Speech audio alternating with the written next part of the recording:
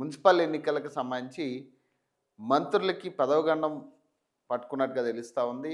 ఈ మున్సిపల్ ఎన్నికల్లో మొదటి నుంచి కూడా ఢిల్లీ నాయకత్వంతో సహా ఒకటే చెప్తా ఉన్నారు. ఇక్కడ మీనాక్షి నటరాజన్ కావచ్చు, అందరూ కూడా ఒకటే చెప్తా ఉన్నారు. ఈ ఎలక్షన్స్ చాలా కీలకం, చాలా ముఖ్యం అంటూ కూడా వాళ్ళు మంత్రులకి, ఇన్ఛార్జ్ మంత్రులకి ప్రధానంగా వాళ్ళు దిశానిర్దేశం చేస్తూ ఉన్నారు.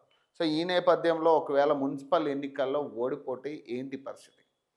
ఎవరికి ఇచ్చిన నియోజకవర్గంలో ఖచ్చితంగా అక్కడ కాంగ్రెస్ గెలిచేలా చూడాల్సిన పరిస్థితి. ఆ బాధ్యత మంత్రుల మీద పెట్టారు. ఈ మంత్రులకి ఇక హై టెన్షన్ కనపడతా ఉంది. ఎందుకంటే ప్రజల్లోకి వెళ్తేనేమో ప్రజలు ఈ ఇస్తానన్న హామీల గురించి, అభివృద్ధి గురించి ఏం చేసిరు అనే దాని మీద క్వశ్చన్ చేస్తూ ఉన్నారు. వెళ్ళకపోతేనేమో అధిష్టానం ఒప్పుకునే పరిస్థితి లేదు. సో ఇక్కడ ఏం చేయాలో తెలియని పరిస్థితిలో మంత్రులు ఉన్నారు ఈరోజు. ఇక నిన్న కూడా కాంగ్రెస్ అభ్యర్థులు ఖరారు చేసిన పరిస్థితి. సో ప్రజెంట్ అదే ప్రధాన వార్తగా కనపడతా ఉంది. మంత్రులకు పదవి గండవట.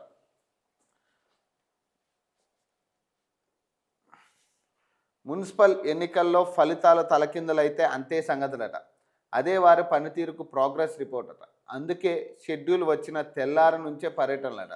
పార్టీ విజయం కోసం తీవ్ర ప్రయత్నాలట. నాకు తెలిసి షెడ్యూల్ వచ్చిన తెల్లారి నుంచి ఎవ్వరూ పనిచేయలే. ఏ నాయకుడు క్షేత్రస్థాయిలో పనిచేయలే. అందరూ కూడా హ్యాపీగా మంచిగా పడుకున్నారు. ఇక ఈ మున్సిపల్ ఎన్నికల విషయంలో కూడా పెద్దగా వాళ్ళకి సీరియస్నెస్ కనపడట్లేదు. దానికి ఒక కారణం అనుకోవచ్చు. ఇట్లాంటి ఒక రూల్ పెట్టడానికి కారణం అదొక కారణం అనుకోవచ్చు. ఎవరు పెద్ద సీరియస్గా తిరుగుతున్నట్టుగా కూడా ఎక్కడా కూడా కనపడట్లేదు. అసలు ఏ పార్టీ అయినా కానీ 3 పార్టీలు కూడా ఈ మున్సిపల్ ఎన్నికలను అంత సీరియస్గా తీసుకుని పోటీ పడుతున్నట్టుగా అయితే కనపడట్లేదు. చాలా ఈజీగా ఎవరు గెలిచినా కూడా చాలా ఈజీగా గెలిచేటట్టే కనపడతా ఉంది. ఆ ప్రయత్నాలుగానే కనపడతా ఉన్నాయి అన్నీ కూడా. మున్సిపల్ ఎన్నికలు రాష్ట్ర మంత్రులకు పెద్ద సవాల్గా మారిందట. జిల్లా ఇన్ఛార్జ్ మంత్రులకు నియోజకవర్గాల్లో పార్టీ గెలుపు బాధ్యతలను అధిష్టానం అప్పగించింది. ఆశించిన స్థాయిలో ఫలితాలు రాకపోతే సదరు మంత్రుల ప్రోగ్రెస్ రిపోర్ట్లో మైనస్ మార్కులు పడతాయని ప్రచారం జరుగుతుంది. ఆ ప్రభావం భవిష్యత్తులో జరగనున్న కేబినెట్ ప్రక్షాళన మీద ఉంటుందనే చర్చ పార్టీ వర్గాల్లో ఉన్నది. ఈ విషయం గ్రహించిన మంత్రులు ఎన్నికల షెడ్యూల్ వచ్చిన తెల్లారి నుంచే తమకు అప్పగించిన నియోజకవర్గాల్లో పర్యటిస్తున్నారు. అటు ఎమ్మెల్యేలు ఇటు లీడర్లను సమన్వయం చేస్తూ పార్టీ విజయం కోసం పనిచేయాలని కోరుతున్నారట. ఇక్కడ ఒక విషయం, ఒకవేళ నిజంగా వీళ్ళు కనుక ప్రజల్లోకి వెళ్తే చాలా సమాధానాలు చెప్పాల్సిన పరిస్థితి వస్తుంది. చాలా సమాధానాలు చెప్పాలి. ఇప్పుడు రిటైర్ ఎంప్లాయీస్, నిరుద్యోగులు, మహిళల విషయంలో, రైతుల విషయంలో, ప్రధానంగా రైతులకి యూరియా విషయంలో ఇట్లాంటి చాలా అంశాలు వీళ్ళు ఎదుర్కోవాల్సిన పరిస్థితి. అలాగే ఇప్పుడు కొంతమంది ఎమ్మెల్యేలు గతంలో మంత్రుల మీద రిపోర్ట్ చేసిన పరిస్థితి ఏంటి, వాళ్ళు మా మాట వినట్లే, పనులు చేయట్లే, కనీసం అపాయింట్మెంట్ కూడా ఇవ్వట్లేదు, అపాయింట్మెంట్ ఇచ్చినా కూడా గంటలు సేపు వెయిట్ చేపిస్తూ ఉన్నారు మమ్మల్ని. సో ఇలాంటి సిచ్యువేషన్స్ రాష్ట్రంలో ఉన్నప్పుడు వీళ్ళకి ఒక టెన్షన్ ఉంది. యాక్చువల్లీ ఎప్పటి నుంచో ఈ మంత్రివర్గాన్ని మార్చాలనే ఆలోచనలో కాంగ్రెస్ పార్టీ ఉంది. ఇప్పుడేదో కొత్తగా వీళ్ళ మీద ఈ ఈ అస్త్రం ప్రయోగిస్తలే. వీళ్ళు గతం నుంచి కూడా చాలాసార్లు ఈ అంశాన్ని బయటకు తీసుకొచ్చిన పరిస్థితి. కాకపోతే ఎక్కడికక్కడ కొట్టేసే ప్రయత్నం చేసిరు. కానీ వాస్తవానికి మంత్రివర్గాన్ని మార్చాలన్న ఆలోచనలో నాకు తెలిసి అధిష్టానం ఉన్నట్టుగా తెలుస్తూ ఉంది. సో ఢిల్లీ పెద్దలు కూడా దీనికే ఒత్తాసు పలుకుతున్నట్టుగా తెలుస్తూ ఉంది. ఎందుకంటే మంత్రులు సమన్వయం లేదు, సఖ్యత లేకుండా చిల్లర కొట్లాట్లు కొట్టుకుంటా ఉన్నారు, చిల్లర కొట్లాట్లు జరుగుతూ ఉన్నాయి. మంత్రుల మధ్యలోనే ఐక్యత లేదని చాలామంది మంత్రుల మీద ఇప్పటికే అధిష్టానం సీరియస్ అయిన పరిస్థితి. మరి ఇదే నేపథ్యంలో ఇదొక సాకుగా చూపించైనా కూడా, ఇదొక సాకుగా చూపించి వాళ్ళని పక్కకి తప్పించే ప్రయత్నం అనుకోవచ్చు. ఎందుకంటే ఈ ఓపెన్గా చెప్పి నువ్వు పక్కకి వెళ్ళంటే వెళ్ళరు కదా. సో అందుకని ఏంటంటే ఇక్కడ గెలిచినా ఓడిపోయారు అనుకో, ఆ సాకుతో నువ్వు పక్కకు పో అంటారు. ఇక గెలిచిర్రు అనుకో, సరే ఉండు అనే కాడికి ఉంటుంది. అంతే తప్పితే మంత్రివర్గాన్ని మార్చాలనే ఆలోచన అధిష్టానం నుంచి ఎప్పటి నుంచో ఉంది. అధిష్టానంలో అవసరమైతే రేవంత్ రెడ్డిని కూడా మార్చే యోచనలో ఉన్నారు. అసలు రేవంత్ రెడ్డిని కూడా మార్చాలనే ఆలోచనలో ఉన్నారు. ఈ మంత్రులు ఎవరైతే సీనియర్ మంత్రులు ఇటీవల భేటీ అయిన మంత్రులు ఎవరైతే ఉన్నారో వీళ్ళు కూడా ఈ అసహనం వ్యక్తం చేసి ఇక మొత్తానికి మొదటికే మోసం వస్తూ ఉంది, ఇక మన జీవితంలో మనం ముఖ్యమంత్రి పదవి చేజిక్కించుకునే పరిస్థితి లేదు కాబట్టి ఖచ్చితంగా ఇతను తప్పిస్తేనే తప్పితే మనకి అవ్వదు అనే కాడికి వాళ్ళు కూడా డిసైడ్ అయ్యేట్టుగా కనపడుతూ ఉంది. సో ఈ నేపథ్యంలోనే ఈ మున్సిపల్ ఎన్నికలకు సంబంధించి ఈ రూల్ పెట్టడం జరిగింది. మరి దీంట్లో మరి మంత్రులు అంత సీరియస్గా తీసుకుంటారంటే చెప్పలేని పరిస్థితి. మున్సిపల్ ఎన్నికల ఇన్ఛార్జీలుగా ఒక్కో పార్లమెంట్ సెగ్మెంట్కు ఒక్కో మంత్రిని నియమించారు. ఆ సెగ్మెంట్ పరిధిలోని మున్సిపాలిటీలు, కార్పొరేషన్లో పార్టీ అభ్యర్థులను గెలిపించే బాధ్యత మంత్రులదే. వీరంతా ఎన్నికలు ముగిసే వరకు అక్కడే ఉంటూ అభ్యర్థుల ఎంపిక, ఎన్నికల ప్రచార బాధ్యతలను చూసుకోవాల్సి ఉంటుంది. అలాగే అక్కడ పార్టీకి కావాల్సిన సహకారాలు అందించాలి. ఆ రకంగా ఆ పార్లమెంట్ నియోజకవర్గంలోని మున్సిపాలిటీలు, కార్పొరేషన్లు గెలుపు ఓటములకు మంత్రులే బాధ్యత వహించాల్సి ఉంటుంది. అలాగే సొంత నియోజకవర్గంలోని మున్సిపాలిటీలు, కార్పొరేషన్లు పార్టీ అభ్యర్థులను గెలిపించుకునేందుకు ఫోకస్ పెట్టాలట. లేకపోతే సొంత నియోజకవర్గంలో మంత్రికి పట్టు లేదని విమర్శలను ఎదుర్కోవాల్సి ఉంటుంది. అటు ఇన్ఛార్జిగా ఉన్న ఏరియాతో పాటే సొంత నియోజకవర్గంలోనూ పార్టీ అభ్యర్థులను గెలిపించుకోవాల్సిన బాధ్యత వారిపై ఉన్నది. ఇప్పుడు ఒకవేళ ఫెయిల్ అయితే కాంగ్రెస్ అధికారంలోకి వచ్చాక పార్టీ గుర్తులతో జరుగుతున్న మొదటి ఎన్నికలు కావడంతో ఛాలెంజ్గా తీసుకున్న ఏఐసిసి మెజార్టీ మున్సిపాలిటీలను సొంతం చేసుకోవాలని రాష్ట్ర నాయకత్వానికి టార్గెట్ విధించింది. అందుకోసం మంత్రులకు ఇన్ఛార్జ్ బాధ్యతలు అప్పగించినట్లు తెలుస్తున్నది. ఈ ఎన్నికలు మంత్రుల పనితీరుకు నిదర్శనమని ఆశించిన స్థాయిలో ఫలితాలు రాకపోతే చర్యలు ఉంటాయన్న చర్చ పార్టీ వర్గాల్లో నడుస్తున్నదట. ఒకవేళ ఫలితాలు తలకిందులైతే ఆయా మంత్రులు ప్రోగ్రెస్ రిపోర్ట్లో మైనస్ మార్కులు పడతాయని ప్రచారం జరుగుతున్నది. కేవలం మైనస్ మార్కులు పడితే పర్వాలేదు, కానీ ఏకంగా ఉన్న మంత్రి పదవి పోవడమే లేక శాఖలు మారడమో జరిగే అవకాశం ఉందని చర్చలు సైతం జరుగుతున్నది. అందుకే మంత్రులు రోజులో ఎక్కువ టైం తమకు అప్పగించిన నియోజకవర్గంలోని మున్సిపాలిటీలపై ఫోకస్ పెట్టినట్టు తెలుస్తున్నదట. పాడి కౌశిక్ రెడ్డిపై హెచ్ఆర్సీలో ఫిర్యాదట. మతం పేరుతో కరీంనగర్ సిపిని దూషించిన ఘటనలో 20లోగా రిపోర్ట్ ఇవ్వండి, డీజీపీకి హెచ్ఆర్సీ ఆదేశం అట. మతం పేరుతో కరీంనగర్ పోలీస్ కమిషనర్ దూషించిన హుజురాబాద్ ఎమ్మెల్యే పాడి కౌశిక్ రెడ్డిపై చర్యలు తీసుకోవాలంటూ రాష్ట్ర minority residential schools vice chairman Fahim Qureshi సోమవారం నాంపల్లిలోని రాష్ట్ర హెచ్ఆర్సీలో ఫిర్యాదు చేశారు. దీనిపై స్పందించిన రాష్ట్ర మానవ హక్కుల కమిషన్ డీజీపీకి నోటీసులు జారీ చేసింది. ఈ నెల 20వ తేదీ ఉదయం 11 గంటలకు రిపోర్ట్ సమర్పించాలని అందులో పేర్కొంది. కాగా ఫిర్యాదు అనంతరం ఫహీం కురేషి మీడియాతో మాట్లాడుతూ కౌశిక్ రెడ్డిని పార్టీ నుంచి సస్పెండ్ చేయాలంటూ బీఆర్ఎస్ అధినేత కేసీఆర్, బీఆర్ఎస్ వర్కింగ్ ప్రెసిడెంట్ కేటీఆర్ను డిమాండ్ చేశారు. ముస్లింలపై ద్వేషం పెట్టుకున్న నేతలను బీఆర్ఎస్ పెంచి పోషిస్తుందని ఆగ్రహం వ్యక్తం చేశారు. కౌశిక్ రెడ్డికి గుణపాఠం తప్పదన్నారట. ఒకటి ఈడ కేటీఆర్, ఈ పాడి కౌశిక్ ఇట్లాంటి వాళ్ళందరూ కూడా పార్టీకి మైనస్ తప్పితే ప్లస్ కాదు. ఇటీవల ఉన్న పరిస్థితిలో ఇది వరకు ఉన్న బీఆర్ఎస్ పార్టీ వేరు, ఇప్పుడున్న బీఆర్ఎస్ పార్టీ వేరు. టోటల్గా నాకు తెలిసి ప్రజల్లో కూడా అంతగానం మమేకం ఉన్న పరిస్థితి లేదు. ఈరోజు స్థానిక పార్టీగా వెలిసిన పార్టీ అది. తెలంగాణలో స్థానిక పార్టీ మీద చాలా పట్టుండాలి రాష్ట్రంలో, కానీ ఇప్పుడున్న పరిస్థితుల్లో కనీసం బీఆర్ఎస్ పార్టీని నమ్మే పరిస్థితుల్లో ప్రజలు కూడా లేరు. సో ఇట్లాంటి నాయకత్వం మెయిన్ ప్రాబ్లం ఏంటంటే ఇట్లాంటి వాళ్ళే, ఈ పాడి కౌశిక్ లాంటి వాళ్ళు కొంతమంది తయారయ్యారు. వాళ్ళకి ఏం మాట్లాడుతున్నారో, సందర్భం ఏంది, ఆ సమయం ఏంది, ఏది లేదు. వీళ్ళకి ఎట్లా ఎమ్మెల్యేలు ఇచ్చారో మాకు అర్థం కాని పరిస్థితి. ఇప్పుడు అసలు మనం నియోజకవర్గంలో చేసింది ఏంది, అసలు గెలవక ముందు మనం చేసిన పరిస్థితి ఏంది, సూసైడ్ చేసుకుంటా రకరకాల బెదిరింపులు చేసి ఇక చావే శరణం అని దండం పెట్టుకుని మీడియా ముందు వేడుకున్న పరిస్థితి. ఈరోజు నిన్ను తీరా గెలిపించిన తర్వాత కనీసం ప్రజలను పట్టించుకునే పరిస్థితిలో నువ్వు లేవు. ఇప్పుడు నువ్వు ఇట్లాంటివి కాదు కదా మాట్లాడి, నువ్వు ప్రజలకు ఏం చెప్పాలనుకుంటున్నావు, నియోజకవర్గ ప్రజలకు ఏం చెప్పాలనుకుంటున్నావు, ఏం చేస్తున్నావు నియోజకవర్గంలో, ఏం అభివృద్ధి కార్యక్రమాలు చేపడుతున్నావు, అసలు ఉన్న అభివృద్ధి పనులు ఏమైనా జరిగినాయా నీ హయాంలో? నేను గెలిపించుకున్నందుకు ఏం ఉపయోగం జరిగింది చెప్పండి. నియోజకవర్గ ప్రజలకి పాడి కౌశిక్ రెడ్డికి ఒక్క ఛాన్స్ అని వచ్చింది. ఇక గెలిచినాక ఇట్టాంటి రాద్ధాంతమే తప్పితే హైదరాబాద్లో రాద్ధాంతం చేస్తాడు, లేదంటే అసలు సంబంధం లేని అంశంలో దూరి గొడవలు పెట్టుకునే పరిస్థితి. తొడలు కొట్టి పిలిచి రచ్చ చేస్తాడు. ఇక్కడ అసలు ఎందుకు చేస్తున్నాడని కనీస జ్ఞానం కూడా లేకుండా మాట్లాడతాడు ఆయన. ఒక నియోజకవర్గ ఎమ్మెల్యే ఆయన. కనీసం ఆ నియోజకవర్గ ప్రజలకి ఏమైనా చేసినావా పని?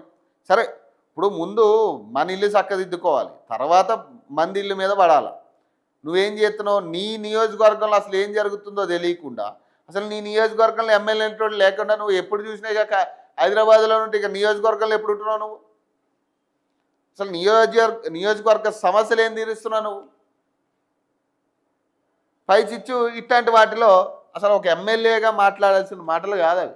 పోలీసుల అటెన్షన్ డైవర్ట్ అట. 3 ఆటోలు చేంజ్ అయిన కోటి ఎస్బీఐ ఏటీఎం కాల్పుల నిందితులట. 800cc కెమెరాలను జల్లెడ పట్టిన పోలీసులట. కోటి ఎస్బీఐ ఏటీఎం వద్ద జరిగిన కాల్పుల కేసులో నిందితుల పోలీసుల దృష్టిని మళ్లించేందుకు పెద్ద స్కెచ్ వేశారట. పోలీసులను తప్పుదోవ పట్టించేందుకు ఏకంగా 3 ఆటోలు మారి సిటీలోనే చక్కర్లు కొట్టినట్లు విచారణలో తేలిందట. శుక్రవారం ఉదయం బట్టల వ్యాపారి రిష్ణబ్పై కాల్పులు జరిపిన దుండగులు అతన్ని చేతిలో ఉన్న 6 లక్షల నగదు బ్యాగ్ను లాక్కెళ్లిన విషయం తెలిసిందే. ఈ సంఘటనలో దుండగులు 2 రౌండ్లు కాల్పులు జరిపినట్లు పోలీసులు గుర్తించారు. దుండగులు కాల్పులు జరిపి నగదు బ్యాగ్తో పారిపోయేందుకు రిష్ణద్ వచ్చిన బైక్ను తీసుకుని గల్లీల గుండా కాచిగూడ వెళ్ళారు. అక్కడ బట్టలు మార్చుకుని ఆటో ఎక్కి చంద్రాయనగుట్ట వైపు వెళ్ళారు. అక్కడ మరో ఆటో ఎక్కి కొద్ది దూరం వెళ్ళి దిగిపోయారు. అక్కడ మరో ఆటో ఎక్కి ఓల్డ్ సిటీ ప్రాంతంలోనే తిరిగినట్లు పోలీసులు గుర్తించారట. కేసు దర్యాప్తులో భాగంగా పోలీసులు ఇప్పటి వరకు దాదాపు 800 సీసీ కెమెరాలు జల్లెడబట్టగా 3 ఆటోలను మారిన విషయం వెలుగులోకి వచ్చినట్లు సమాచారం అట. పోలీసులు ఆటోలను గుర్తించి ఆ ఆటో డ్రైవర్లను ప్రశ్నించి కొంత సమాచారాన్ని రాబట్టారు. దుండగులు ఆటోలో ప్రయాణించినప్పుడు డ్రైవర్లకు క్యాష్లోనే చెల్లింపులు జరిపినట్లు పోలీసులు తెలుపుతున్నారు. మరోవైపు ఈ కాల్పుల సంఘటనకు పాల్పడ్డ దుండగులు దొరికారని ప్రచారం జరగగా పోలీసులు మాత్రం అధికారికంగా ధృవీకరించలేదట. చూడండి, మరి 3 ఆటోలు మారిందట. మరి ఎంత పెద్ద స్కెచ్ చేసిరు మరి వాళ్ళు. మళ్ళీ అది 3 ఆటోలు 800 సీసీ కెమెరాలు చూస్తే తప్పితే అది తెలియలే వీళ్ళకి. మళ్ళీ ఉద్యమ రోజులు గుర్తొస్తున్నాయట. కేసీఆర్ విచారణ టైంలో బీఆర్ఎస్ నిరసనలు మిన్నంటాయట. మా కార్యకర్తలను తట్టి లేపిన సీఎం రేవంత్ రెడ్డికు థ్యాంక్స్ అట. కాంగ్రెస్ పార్టీ డైవర్షన్ పాలిటిక్స్ అట. మీడియా చిట్ చాట్లో బీఆర్ఎస్ వర్కింగ్ ప్రెసిడెంట్ కేటీఆర్ అట. కేటీఆర్ రాచరిక పోకడం మార్చుకోవాలి, లేదంటే బీఆర్ఎస్ను ఎవరూ కాపాడలేరట. కల్వకుంట్ల కవిత మాట్లాడారు. ఈడ ఒక్క విషయం నేను మాట్లాడాలి. ఏంటంటే ఈ కేసీఆర్కి సంబంధించి విచారణ నేపథ్యంలో చాలా గందరగోళం సృష్టించిన పరిస్థితి బీఆర్ఎస్ శ్రేణులు ఆ రోజు. ఒకటేంటంటే ఇక్కడ స్ట్రైట్ ఫార్వర్డ్గా ఇప్పుడు ఆయన స్వతహాగా నేను సహకరిస్తా అని చెప్పినప్పుడు ఒక మాజీ ముఖ్యమంత్రి, ఇప్పుడు ఆయన సిట్ నోటీసులు వచ్చినప్పుడు స్వతహాగా సహకరిస్తా అని చెప్పారు. ఇప్పుడు ఎవరైనా అయితే ఏంటి, ఇప్పుడు నిజంగా ఏ తప్పు చేయలేదు, అప్పుడు ఏమంటాం మనం? సరే పద చూసుకుందామని అనే కాడికి అనాలి. అది లేదు అక్కడ. నిజంగా ఏ తప్పు జరగనప్పుడు, ఏ తప్పు చేయలేదు ఏమంటాం? ఇప్పుడు సిట్ నోటీసులు వచ్చినప్పుడు సరే పద చూసుకోండి, మీరు ఎంతకంటే అంత నేను సహకరిస్తానే కాడికి మాట్లాడాలి.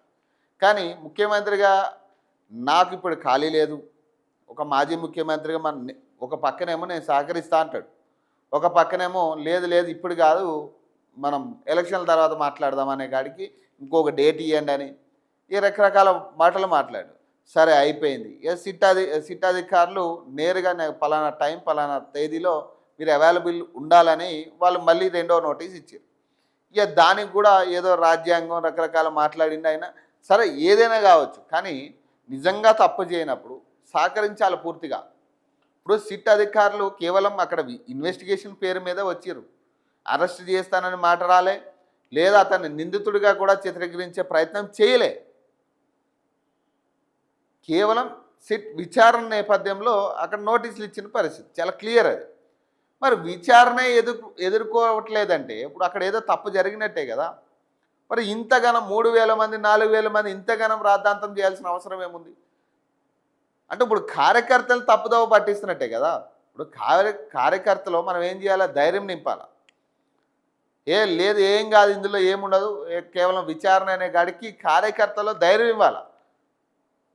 ఏదో నా దమ్మేందో చూపించుకోవాలనే కాడికి చేసిన డ్రామాలాగే కనపడతా ఉంది మన బీఆర్ఎస్ శ్రేణులు చేసిన డ్రామా. అంత అవసరం లేదు. నేనేమంటున్నా, సిట్ విచారణ కేవలం విచారణ ఎదుర్కొనేందుకు ఇంతగానం రాద్ధాంతం చేస్తే నిజంగా ఫోన్ ట్యాపింగ్ అంశం తేలితే ఏంది పరిస్థితి?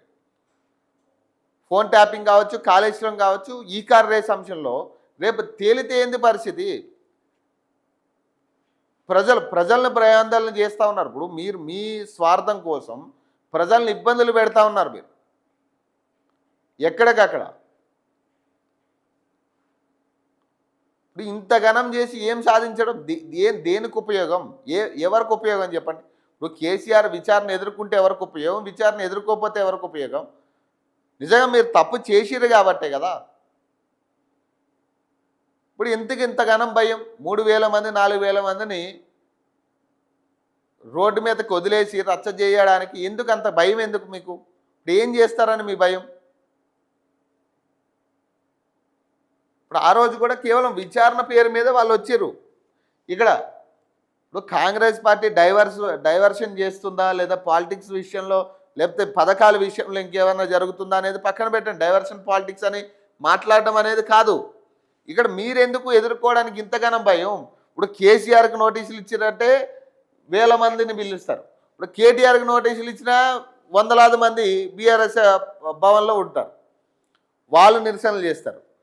హరీష్ రావుకి నోటీసులు ఇచ్చి ఆయన విచారణను పిలిస్తే అక్కడ కూడా రచ్చ. ఇంతగానం ఎందుకు భయం? ఇప్పుడు ఇంతమంది అవసరమే లేదు. ఇప్పుడు కేవలం నీ తప్పేది లేనప్పుడు ధైర్యంగా నువ్వు వెళ్ళి విచారణ ఎదుర్కొని రావాలి. నికార్సైన లీడర్ చేసే పని ఇదే. లేకపోతే 100,000 మంది రండి, భోజనాలు ఆర్డర్ పెట్టి, ఇక్కడ 3000 మందికి భోజనాలు ఆర్డర్ పెడితే ఇండైరెక్ట్గా 3000 మంది రండి అనే కదా అర్థం. ఇప్పుడు బీఆర్ఎస్ భవన్లో ఆ రోజు 3000 మందికి భోజనాలు ఆర్డర్ పెట్టారనేది తెలిసింది. 3000 మందికి భోజనాలు ఎందుకు ఆర్డర్ పెట్టారంటే 3000 మంది రండి అనే కదా అర్థం. 3000 మంది మీరు రావాలి, మీరు ఖచ్చితంగా బీఆర్ఎస్ భవన్కి అని చెప్పి పిలుపునిచ్చినట్టుగా ఇండైరెక్ట్గా. ఇప్పుడు ఎందుకు అంతగానం కార్యకర్తలు ఎందుకు డైవర్ట్ చేస్తూ ఉన్నారు మీరు? ఇప్పుడు కార్యకర్తలు మీరు ఏం చేస్తూ ఉన్నారు? భయాందోళన క్రియేట్ చేస్తున్నారు. లేదు అరెస్ట్ చేసేస్తారట, ఇక రేపే అరెస్ట్ చేస్తారట, విచారణ తర్వాత అరెస్ట్ చేసేస్తారట. లేదు మనం ఉండాలి, మనం మీడియాలో పడాలి, మన పై అధికారులు పై నాయకులు చూడాలి మనల్ని. అరే భలే మాట్లాడావని మనల్ని పొగడాలనే కాడికి కార్యకర్తలు అందరూ మాట్లాడుతూ ఉన్నారు. అంతే, అంతకుమించి ఏం లేదు ఇందులో.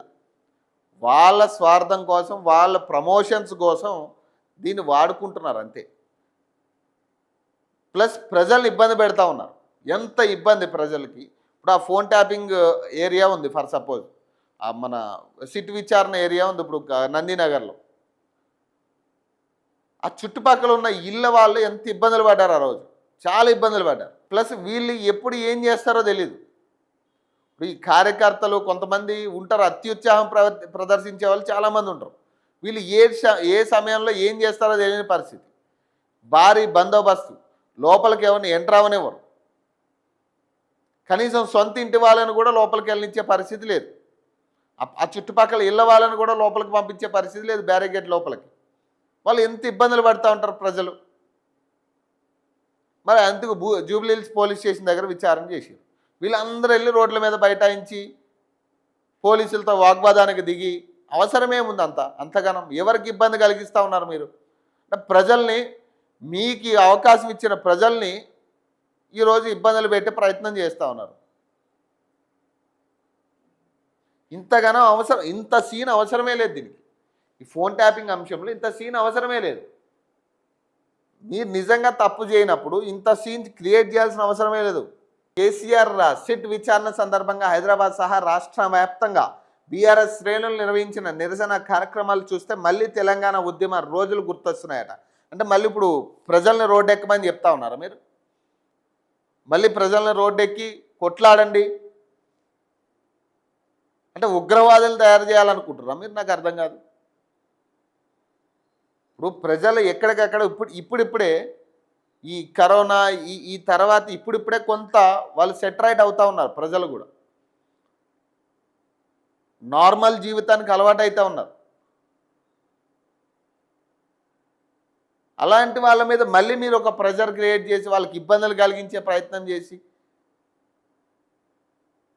మీ పార్టీ నాయకత్వాన్ని అలర్ట్ చేసిరని చెప్తా ఉన్నారు కదా మీరు. ఇప్పుడు రేవంత్ రెడ్డికి ట్యాంక్ చెప్తారు. కాంగ్రెస్ ఫోన్ ట్యాపింగ్ ఒక కల్పిత కథట.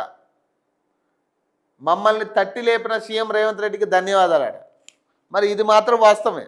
వాస్తవంగా మీరు పండుకున్నారు. ఇక కార్యకర్తలతో సహా కింద స్థాయి నాయకులందరూ పండుకున్నారు. ఎందుకంటే ఇక ఉప్పట్లో మేము గెలిచే పరిస్థితులు లేవనే కాడికి ఇక ఇటు ఉప ఎన్నికలు అలాగే తేల్చి చెప్పాయి.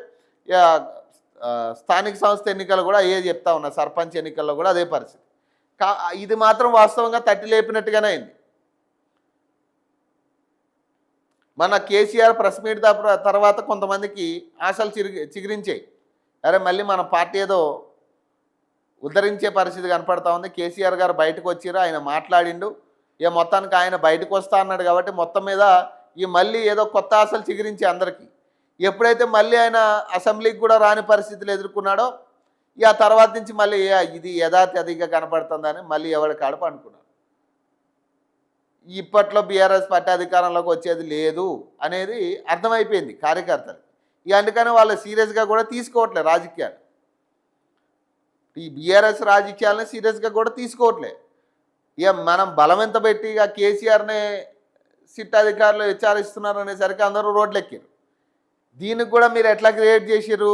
ఇక కేసీఆర్ని అరెస్ట్ చేసేస్తారు. ఇక లేదుగా కేసీఆర్ని విచారణ తర్వాత అరెస్ట్ చేసి తీసుకెళ్ళిపోతారనే కాడికి క్రియేట్ చేస్తే పాపం వాళ్ళు ఏం చేయలేక వాళ్ళు వచ్చారు. ఇక అరే కేసీఆర్ని అరెస్ట్ చేస్తే మనం కనపడొద్దా? అరే మనం ఉండాలి వార్తల్లో మనం కనపడితే కేసీఆర్ దగ్గర 4 మార్కులు ఎక్కువ పడతాయనే కాడికి చాలామంది నాయకులు కార్యకర్తలు తయారయ్యారు ఆ రోజు మీడియా ముందు. వాస్తవానికి అంత సీన్ అవసరం లేదు దీనికి. నిజానికి ఏంటంటే కేసీఆర్నైనా కేటీఆర్నైనా హరీష్ రావునైనా నిజంగా అరెస్ట్ చేయాలనుకుంటే స్వచ్ఛందంగా పనిచేస్తే సిట్ అధికారులు కావచ్చు లేదా పోలీస్ యంత్రాంగం కావచ్చు నిజంగా సిన్సియర్గా పనిచేస్తే ఈ పార్టీకి వాళ్ళు జైల్లో ఉండాలి. వాళ్ళ మీద ఉన్న కేసులకి ఈ పార్టీకి వాళ్ళు జైల్లో ఉండాలి. ఇంతగానం వాళ్ళు కూర్చోబెట్టి డిస్కషన్ పెట్టి నోటీసులు ఇచ్చి అంత అవసరం ఉండదు. నిజంగా వాళ్ళని అరెస్ట్ చేయాలన్న చిత్తశుద్ధి ఉంటే పోలీస్ అధికారులకి ఫ్రీ హ్యాండ్ కనుక ఇచ్చుంటే ఈ పార్టీకి వాళ్ళు జైల్లో ఉండాలి. ఇక కాంగ్రెస్ పార్టీ ఏం చేస్తూ ఉంది? ఎలక్షన్ సమయంలో మాత్రమే ఇట్లాంటివి చేస్తూ ఉంది. ఈ విచారణల పేరుతో ఎలక్షన్ టైంలో వీళ్ళని గందరగోళం సృష్టిస్తూ ఉన్నారు. అంతే, ఇంతకు మించి ఏముండదు ఈ కేసులో. ఎవరిని అరెస్ట్ చేసే పరిస్థితి ఉండదు. కేవలం మంచిగా అక్కడ స్నాక్స్ తింటారు, టైంకి వాళ్ళకి ఫుడ్ పెడతారు, విచారణ జరుగుతుంది అంతే. పెద్ద తేడా ఏముండదు. అడిగిన క్వశ్చన్ మళ్ళీ అడుగుతూ ఉంటారు. ఇక టైం గడపాలి కదా. కేవలం అధికారులను బలి చేయడానికి మాత్రమే ఈ కేసు. కేవలం అధికారులను బలి చేయడం కోసమే. చూడండి, కావాలంటే ఏ నాయకుడు కూడా అరెస్ట్ అవ్వడు. ఇక అధికారుని కస్టడీలోకి తీసుకున్న తర్వాత విచారణ జరిపారు వాళ్ళు. కానీ ఇప్పుడు నాయకుల విషయంలో మాత్రం అట్లా జరగదు. వీళ్ళ విచారణ పేరుతో కొనసాగించాలి దీన్ని.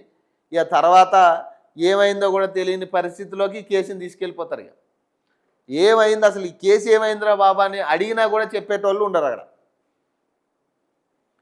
ఇక ఫోన్ ట్యాపింగ్ కేసులో సజ్జనార్ చేసిన ట్వీట్పై కేటీఆర్ స్పందించారట. ఏదైనా ఇల్లీగల్ అని చెప్పడానికి ఆధారాలు ఉంటే వాటిని కోర్టులో సమర్పించాలని తప్ప ట్వీట్లు లేదా ప్రెస్ మీట్లో తీర్పు ఇవ్వకూడదని అన్నారు. సజ్జనార్ ఏమైనా జడ్జి అయ్యాడా అని ప్రశ్నించారు. సిపి ట్వీట్ల ద్వారా జడ్జిమెంట్ ఇవ్వడం హాస్యాస్పదం అన్నారు. కాంగ్రెస్ నాయకులు ఆడించినట్లుగా అధికారులు అత్యుత్సాహం ప్రదర్శించడం మంచిది కాదని హెచ్చరించారట. కేటీఆర్ రాచరిక పోకడాలు మార్చుకోవాలట కవిత అంటున్నారు. లేదంటే బీఆర్ఎస్ను ఎవరు కాపాడలేరు. జాగృతి అధ్యక్షురాలు కవిత. ఏదేమైనా కానీ ఒకటి మాత్రం చెప్తా, ఈ జాగృతి ఈ వ్యవస్థకి మాత్రం ఒక సాకు అనమాట. ఇప్పుడు కవిత గారికి ఏదో ఒక సాకు మాట్లాడాలంటే ఇక హైలైట్ అవ్వాలంటే ఇది ఒక్కటే ఉంది ఇక కుటుంబం మీద మాట్లాడితేనే ఎవరైనా నలుగురు చూసే పరిస్థితి ఈరోజు ఛానల్లోనైనా ఏదైనా కానీ కుటుంబం గురించి మాట్లాడితే తప్పితే చూసే పరిస్థితి లేదు ఈరోజు. పాపం ఆవిడ ఎన్నో సమస్యల మీద మాట్లాడారు ఇప్పుడు దాకా, ఏది పెద్దగా హైలైట్ అవ్వదు. కానీ కేసీఆర్ గురించి కానీ, హరీష్ రావు గురించి కానీ, సంతోష్ రావు గురించి కానీ, లేదా కేటీఆర్ గురించి కానీ మాట్లాడితే హైలైట్ అవుతుంది, పక్కా హైలైట్ అవుతుంది. కాబట్టి ఇది మాత్రం వదిలే పరిస్థితి ఉండదు. కానీ వాస్తవానికి నేను మొన్న కూడా చెప్పిన దీనికి సంబంధించి కవిత గారికి కూడా తెలియకుండా అయితే ఫోన్ ట్యాపింగ్ జరిగి ఉండకపోవచ్చు. కవిత గారికి స్పష్టంగా తెలిసే ఉండి ఇదంతా జరిగింది. ఇప్పుడు ఆమె డ్రామా ఆడుతుంది అంతే, కేవలం ఇప్పుడు ఆమె డ్రామా. ఎందుకంటే బయటకు వచ్చింది కాబట్టి, బయటికి వెళ్ళగొట్టారు కాబట్టి ఇప్పుడు కుటుంబం మీద ఆమె ఒక డ్రామా క్రియేట్ చేస్తుంది తప్పితే కవిత గారి ఇన్వాల్వ్మెంట్ కూడా ఫోన్ ట్యాపింగ్ విషయంలో ఆమెకు తెలియకుండా అయితే జరిగి ఉండకపోవచ్చు. ఎందుకు? ఇప్పుడు ఆమె భర్త ఫోన్ ట్యాప్ అయిందంటుంది. ఇప్పుడు ఎందుకు చెప్తా ఉందన్నమాట? ఇప్పుడు సొంత భర్త ఫోన్ ట్యాప్ అయితేనే మరి అప్పుడు ఎందుకు ఈ రాజకీయాలు అన్నీ గడుకుంటూ బయటకు వచ్చి మాట్లాడవచ్చు కదా.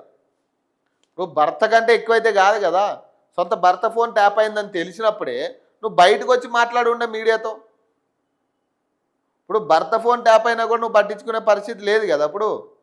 సో భర్త ఫోన్ ట్యాప్ అయినా కూడా పట్టించుకునే స్థాయిలో లేరు అప్పుడు. అప్పుడేమో మనకు కావాల్సింది ఏంటి?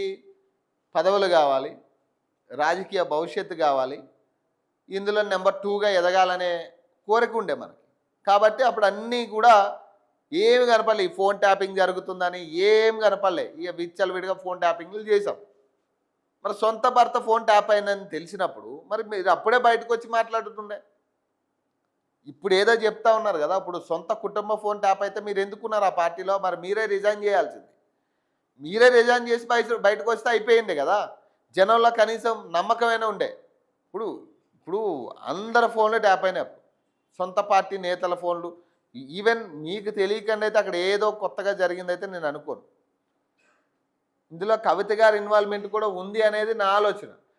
గుంటనక్కతో కాంగ్రెస్ ప్రభుత్వం మ్యాచ్ ఫిక్సింగ్ చేసుకున్నదట.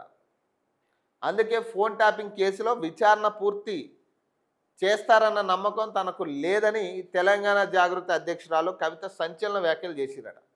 మున్సిపల్ ఎన్నికల కోసమే ఈ కేసును అటు ఇటు తిప్పుతున్నారని, కాంగ్రెస్కు చిత్తశుద్ధి ఉంటే 2 ఏళ్లుగా ఎందుకు కేసు ముందుకు పడటం లేదని ప్రశ్నించారట. సోమవారం హైదరాబాద్లోని తెలంగాణ జాగృతి కార్యాలయంలో ఆమె మీడియాతో మాట్లాడుతూ కేసీఆర్ సీఎంగా ఉన్నప్పుడు ఫోన్ ట్యాపింగ్ జరిగినందుకే విచారణకు పిలిచారని అన్నారు. చట్టాలకు ఎవరు అతీతం కాదని స్పష్టం చేశారు. తనను విచారణకు పిలిచినా వెళ్తానని అన్నారు. కానీ కేటీఆర్ మాత్రం కేసీఆర్ను అసలు విచారణకే పిలవద్దని అంటున్నారని, అలాంటి రాచరిక పోకడాల ఆలోచనలు మార్చుకోవాలని, మారకపోతే బీఆర్ఎస్ను ఎవరు కాపాడలేరని కవిత హాట్ కామెంట్ చేశారు. అలాగే మున్సిపల్ ఎన్నికల్లో అభ్యర్థి మంచోడైనా చెడ్డోడైనా కేసీఆర్ను చూసి ఓటు వేయాలని కేటీఆర్ అంటున్నారని, ఇది కూడా వారి నియంతృత్వ పోకడాలకు నిదర్శనమని పేర్కొన్నారట. తాము జాగృతి ఆల్ ఇండియా ఫార్వర్డ్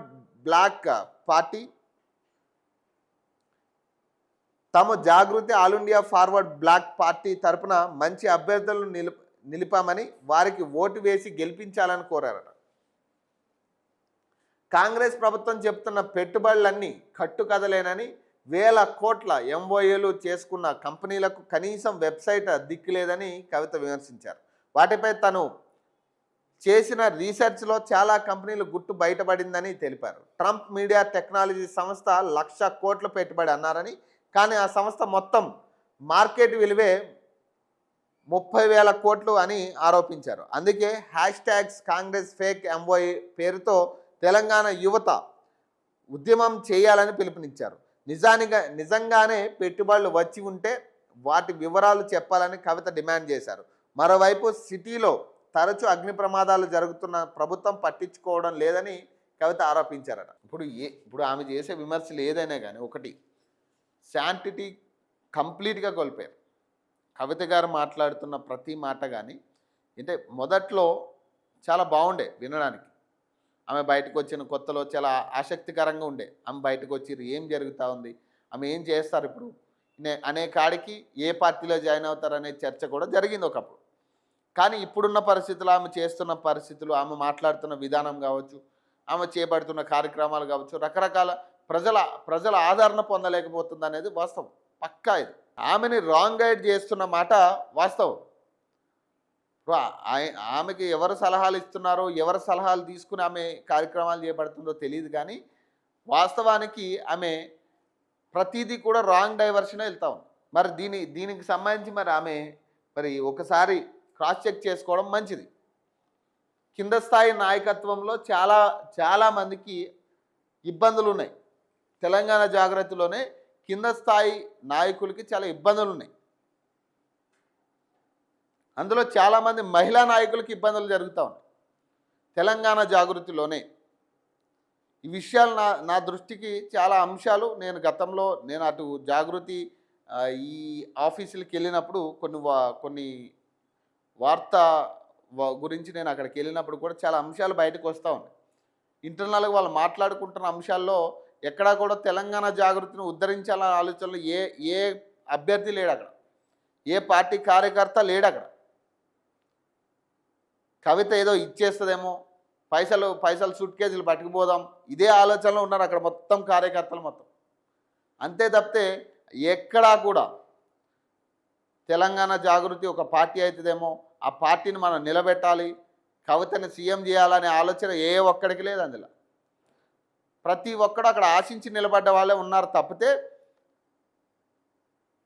కవిత వన్ మ్యాన్ షో ఇది. తెలంగాణ జాగృతిలో గమనించండి కావాలంటే, ఏ ఒక్కడు కూడా సరైన మాట్లాడేటోడు, సరిగ్గా రిప్లై ఇచ్చేటోడు ఒక్క లేడు. అందులో కేవలం కవితే మీడియా సమావేశం పెట్టాలి, కవితే మాట్లాడాలి, కవిత మాట్లాడితేనే మీడియాలో వస్తాయి. ఇక వేరే ఎవరు ఉన్నారు, ఏ పర్సన్ ఉన్నారు చెప్పండి అంత స్ట్రాంగ్గా రియాక్ట్ అయ్యేటోళ్ళు ఒక్కళ్ళు లేరు. ముందు అసలు దాన్ని పార్టీగా మలుచుకోవడానికి చేస్తున్న ప్రయత్నాల్లోనే విఫలమయ్యే పరిస్థితి ఉంది ఈరోజు. ఇప్పుడు ఇన్ఛార్జీల పేరు మీద రకరకాల ఇన్ఛార్జీలు పెడుతున్నారు అంటున్నారు, మున్సిపాలిటీలకు సంబంధించి ఇన్ఛార్జీలు అంటున్నారు. ఎవరున్నారు ఇన్ఛార్జీలు? ఏ బలమైన నాయకుడు ఉన్నాడు తెలంగాణ జాగృతి పార్టీలో ఏ బలమైన నాయకుడు ఉన్నాడు ఇన్ఛార్జిగా పెట్టడానికి? కనీసం మాజీ కౌన్సిలర్ కూడా లేని పరిస్థితి. అందులో ఇప్పుడున్న పరిస్థితుల్లో ఒక్కడు కూడా మాజీ కౌన్సిలర్ జాయిన్ అయిన పరిస్థితి లేదు.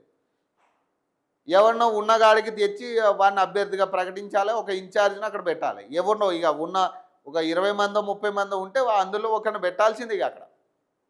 అంతే తప్పితే అక్కడ బలమైన నాయకత్వం కనపడట్లే. చాలామంది ఇబ్బందులు పడుతూనే జాగృతిలో కొనసాగుతూ ఉన్నారు. బయటకు పోవాలా ఉండాలనే కాడికి చాలామంది ఇంకా డిసైడింగ్ స్టేజ్లో ఉన్న వాళ్ళు ఉన్నారు చాలామంది. ఇట్లాంటి వాళ్ళందరినీ కోల్పోతే రేపొద్దున కార్యకర్తల బలం కూడా ఉండని పరిస్థితి ఉంటుంది తెలంగాణ జాగృతికి. నిజంగా ఇది పార్టీ అయితే కనుక దీన్ని ఒకసారి మీరు క్రాస్ చెక్ చేసుకోవాల్సిందే. గ్రౌండ్ లెవెల్లో ఏం జరుగుతుందో కూడా మీరు ఒకసారి క్రాస్ చెక్ చేసుకోవాలి. ఇదే తరహాలో వెళ్తే మాత్రం తెలంగాణ జాగృతి పార్టీ అనేది ప్రజల్లోకి వెళ్ళే పరిస్థితి ఉండదు, ప్రజలు నమ్మే సిచ్యువేషన్ కూడా ఉండదు. ఇప్పుడు మాట్లాడితే యువత రోడ్ల మీదకి రావాలి, యువత ఉద్యమం చేయాలి. ఏం సాధించారు ఉద్యమం చేసి తెలంగాణ తెచ్చుకుని నాకేం అర్థం కావట్లేదు. ఇప్పుడు తెలంగాణ తెచ్చుకుని ఏం అంత మేలు జరిగింది? తెలంగాణ తెచ్చుకుని మీ చేతిలో పెడితే మీరు నాశనం చేసారు 10 ఏళ్ళు. ఇప్పుడు మళ్ళీ 2 ఏళ్ళు ఈయనొచ్చి ఈయన నాశనం చేస్తూ ఉన్నాడు అంతే. పెద్దగా తెలంగాణ రావడం వల్ల ఒరిగింది ఏం లేదు ఎవరికి, ప్రజలకైతే. ఎవరు బాగుపడ్డటోళ్ళు అంటే ఈ ఫ్రంట్ లైన్లో ఉన్న వాళ్ళందరూ బాగుపడ్డారు. ఈ ఉద్యమం అనే అడ్డు పెట్టుకుని నడిచిన వాళ్ళందరూ బాగుపడ్డారు. అసలు ఉద్యమం చేసినోడే ఒక్కడు బాగుపడలే, ఒక్కడు. ఈ రోజుకి కూడా ఉద్యమం చేసిన నాయకుల్లో ఒక్కడు బాగుపడేటోడు లేడు. కేవలం ఈ ఉద్యమం చేయించామని చెప్పుకుంటే వాళ్ళు ఉన్నారు చూడండి. ఇక ఫ్రంట్ లైన్లో ఉండి వీళ్ళు ఈ బిజినెస్లు మాట్లాడుకుని డీల్స్ సెట్ చేసుకుని కమిషన్లు తెచ్చుకున్న వాళ్ళు ఉన్నారు. వీళ్ళు బాగుపడ్డారు తప్పితే ఎవరికి ₹1 ఉపయోగం లేదు తెలంగాణ రావడం వల్ల. ఇప్పటికీ కూడా తెలంగాణ ఇంకా కొట్టుమిట్టాడుతూ ఉంది. ఇప్పుడు వీళ్ళు మాట్లాడితే ఉద్యమం చేయాలి, యువత ఉద్యమం చేయాలి. ఏం చేయాలి యువత? ఇంతమంది బలిదానాలతో వచ్చిన తెలంగాణకి ఒక్కడికి ఉపయోగం జరిగిందా యువతకి? ఇంత కొట్లాడి లాఠీ చార్జీలు తిన్న వాళ్ళకు ఒక్కడికైనా ఉపయోగం జరిగిందా? ఇక మళ్ళీ మీరు ఉద్యమం చేయాలంటే మళ్ళీ ఇప్పుడు వాళ్ళందరూ సావమనే కదా మీరు చెప్పేది ఇండైరెక్ట్గా. మీరు రోడ్లెక్కి సావంటారా, మళ్ళీ మేము మళ్ళీ పదవులు అనుభవిస్తాం, మీరు చచ్చిపోతే మాకు పదవులు వస్తాయనే కాడికి మీరు చెప్తా ఉన్నారు ఇండైరెక్ట్గా. ఇక కేటీఆర్ కూడా అదే చెప్తా ఉన్నాడు కదా. ఇప్పుడు కేటీఆర్ కూడా మళ్ళీ ఉద్యమ రోజులు గుర్తొస్తున్నాడు, మళ్ళీ మందిని చంపడాలి కదా. ఇప్పుడు ఇద్దరు మాటలు సేమ్ ఉన్నాయి చూడండి. ఈవిడేమో యువత ఉద్యమం చేయాలంటున్నాడు అంటుంది, ఆయనేమో ఉద్యమ రోజులు గుర్తొస్తున్నాయి అంటున్నాడు. అంటే మళ్ళీ మందిని చంపడానికి వీళ్ళిద్దరు తయారయ్యారు. ఇప్పుడు వివిధ పార్టీలో వివిధ దీంట్లో మళ్ళీ వాళ్ళిద్దరు ఏం చేస్తూ ఉన్నారు, మళ్ళీ ప్రజలను చంపడానికే తయారవుతున్నారు. మీరు చస్తే మాకు పదవులు వస్తాయనే కాడికి వాళ్ళు చెప్తా ఉన్నారు ఇండైరెక్ట్గా.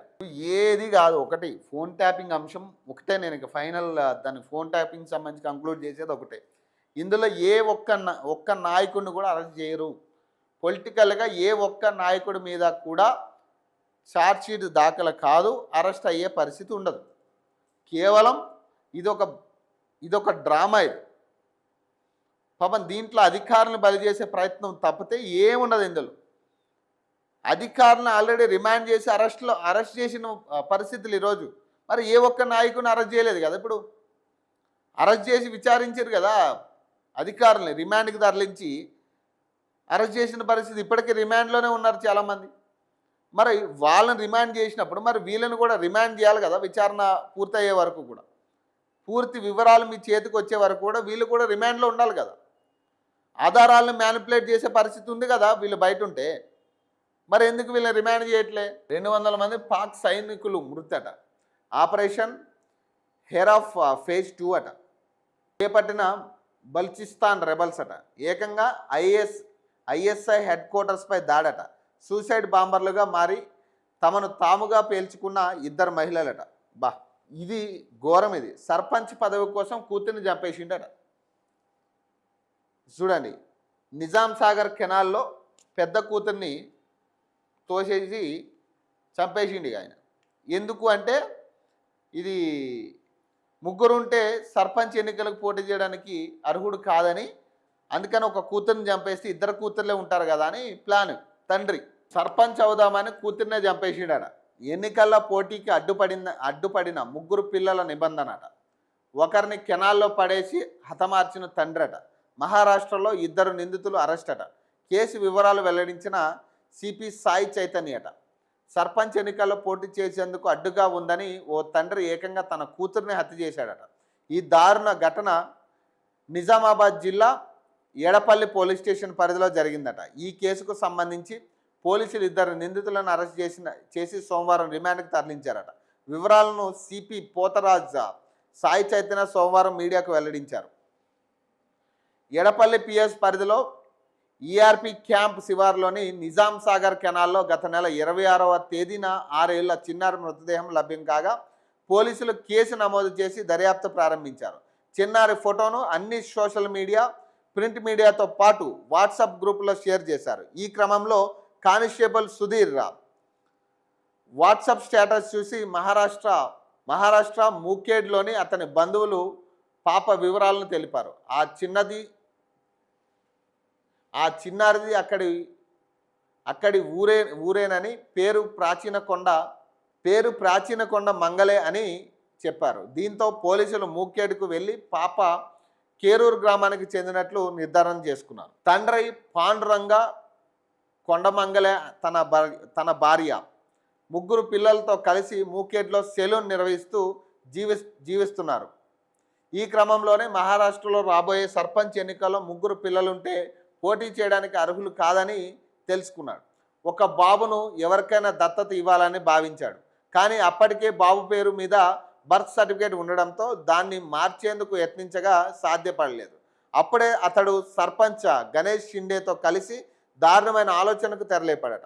3 పిల్లల్లో ఒకరిని చంపేసి తప్పిపోయినట్లు చెప్పాలని అనుకున్నాడు. పెద్ద కూతురు ప్రాచిని, తండ్రి పాండురంగ కొండమంగళే తన బైక్పై ఎక్కించుకుని మాయమాటలు చెప్పి నిజామాబాద్ జిల్లాకు తీసుకొచ్చాడు. మార్గం మధ్యలో ఎడపల్లి వద్ద బలవంతంగా నిజాం సాగర్ కెనాల్లోకి తోసేశాడు. కేసుకు ఛేదించిన పోలీసులు తండ్రితో పాటు మరో నిందితుడిని అరెస్ట్ చేశారట. చూడండి, ఇక మరి సర్పంచ్ కోసమే ఇక కూతుని చంపేసింది. మరి ఇంతకన్నా ఘోరం ఉంటుంది ఇక్కడ. సొంత పిల్లలు సొంత పిల్లల్ని చంపుకోవడానికి వెనకాలి ఇక దరిద్రుడు. మరి ఆ భూములు ఎవరివట? బీఆర్ఎస్ హయాంలో అర్ధరాత్రి బదలాయింపులట. అధికారంలోకి వచ్చాక పెండింగ్లో పెట్టిన కాంగ్రెస్ వాటి విలువ 50,000 కోట్ల పైమాటే.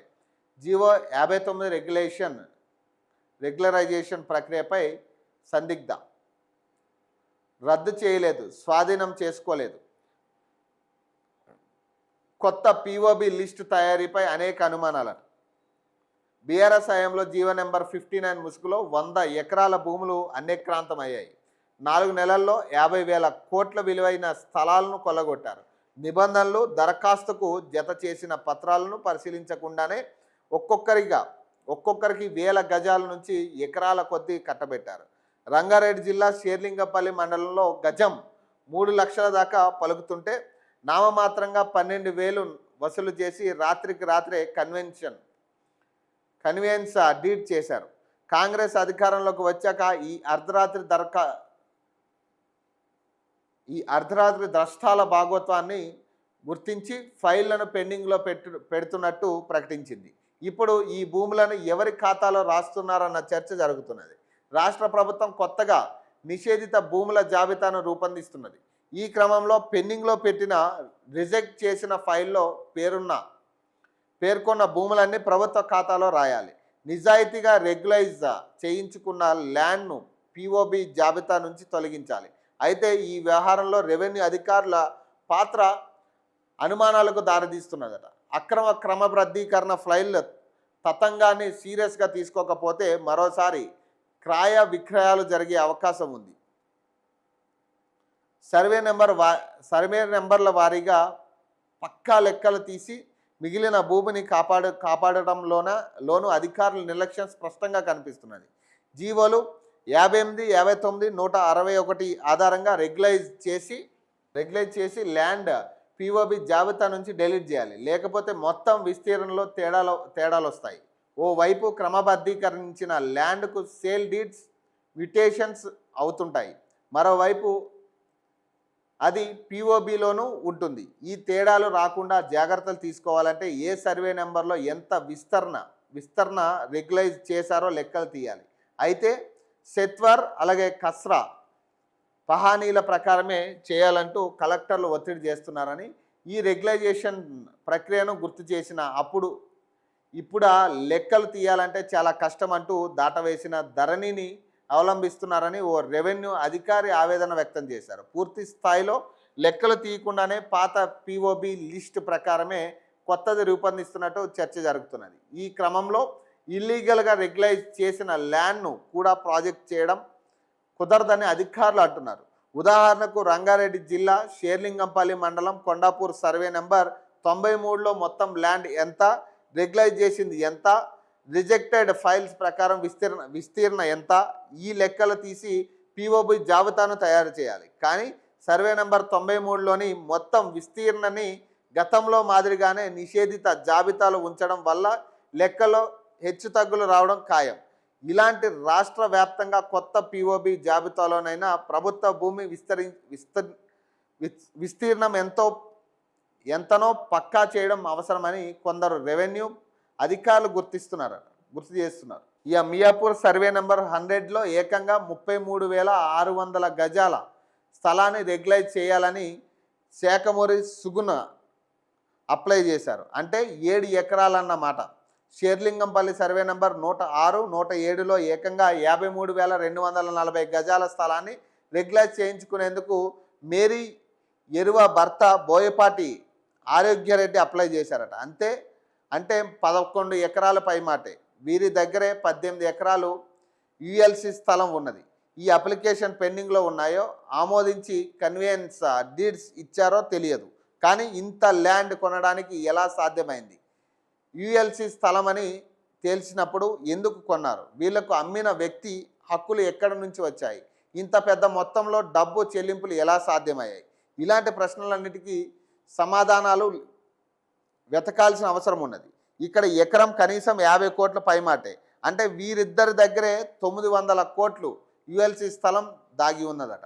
వీటి మీద పట్టించుకునే, నాకు తెలిసినంత వరకు అంటే ప్రభుత్వ అధికారులు పట్టించుకునే పరిస్థితి లేదు వీటిని. వాళ్ళకి సీరియస్నెస్ దీని మీద ఖచ్చితంగా వీటిని ప్రభుత్వ ఖాతాలో వేయాలన్న ఆలోచన ఎవరికి లేదు. ఎవరికి వాడు పైసలు తీసుకుని ఇక వాడికి తోచినంత వరకు వాడు రాసిచ్చుడే పని తప్పితే ఎవ్వరూ కూడా ప్రభుత్వ భూమిని స్వాధీనం చేసుకుని ప్రభుత్వ అకౌంట్లో పెట్టాలనే ఆలోచన లేదు.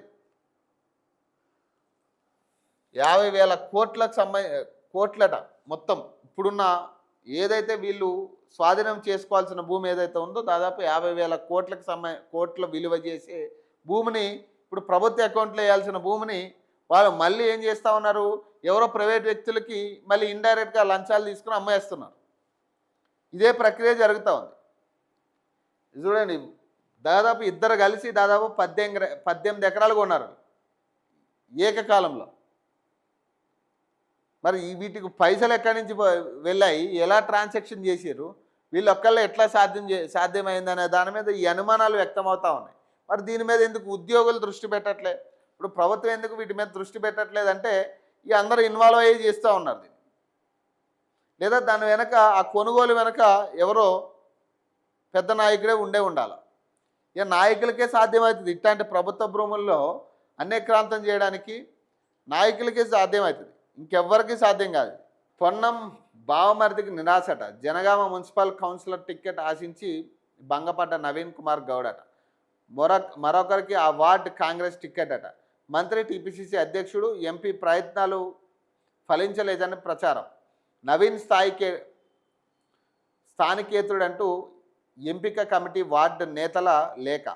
స్వతంత్రుడిగా పోటీకి లేదా వేరే పార్టీలో చేరే యోచనలో నవీన్ అట. మంత్రి పొన్నం బావమరిదికి నిరాశట. మున్సిపాలిటీలో కాంగ్రెస్ తరపున వార్డు కౌన్సిలర్గా పోటీ చేయాలనుకున్న మంత్రి పొన్నం ప్రభాకర్ బావమరిది పెద్ది నవీన్ కుమార్ గౌడ్కు నిరాశ ఎదురైందట. 6వ వార్డు నుంచి పోటీ చేయాలని ఆయన భావించి టికెట్ కోసం ఎంపిక కమిటీకి దరఖాస్తు చేసుకున్నారు. మొత్తం 30 వార్డులు ఉండగా పొత్తులో భాగంగా సీఎంకు 3, సిపిఐకి 1 కేటాయించారు. 21 వార్డులకు శనివారమే అభ్యర్థులను ప్రకటించారు. మిగిలిన 5 వార్డులకు అభ్యర్థులను సోమవారం ఖరారు చేశారు. ఈ జాబితాలో తన పేరు లేకపోవడంతో నవీన్ కుమార్ నిరాశ చెందారు. మంత్రి పొన్నం భార్యకు నవీన్ స్వయాన తమ్ముడు. అథ్లెటిక్స్ అసోసియేషన్ జనగామ జిల్లా అధ్యక్షుడిగా, జిల్లా రాష్ట్ర రైస్ మిల్లర్స్ అసోసియేషన్ నాయకుడిగా సుపరిచితుడైన హనుమకొండకు చెందిన వెంకట నారాయణ గౌడ్ కుమారుడే నవీన్. జనగామతో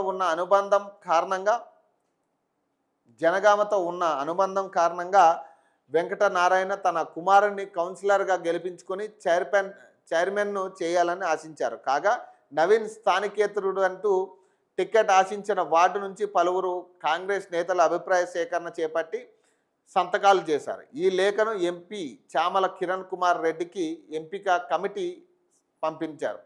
ఇదే క్రమంలో 6వ వార్డులో కాంగ్రెస్ అభ్యర్థిగా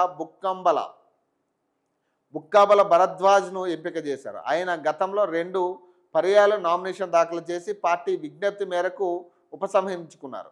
ఆయనకు టికెట్ ఇస్తే గెలిచే అవకాశం ఉందని కమిటీ భావించినట్లు తెలుస్తున్నది. నవీన్ స్థానికేతరుడు కావడం, వార్డులో బలాబలాలను పరిగణలోకి తీసుకొని కమిటీ టికెట్ నిరాకరించినట్లు తెలుస్తుంది. నవీన్కు టికెట్ ఇప్పించేందుకు మంత్రి పొన్నం, టీపీసీసీ అధ్యక్షుడు మహేష్ కుమార్ గౌడ్, ఎంపీ చామల ప్రయత్నించగా రాకపోవడం చర్చనీయాంశంగా మారింది.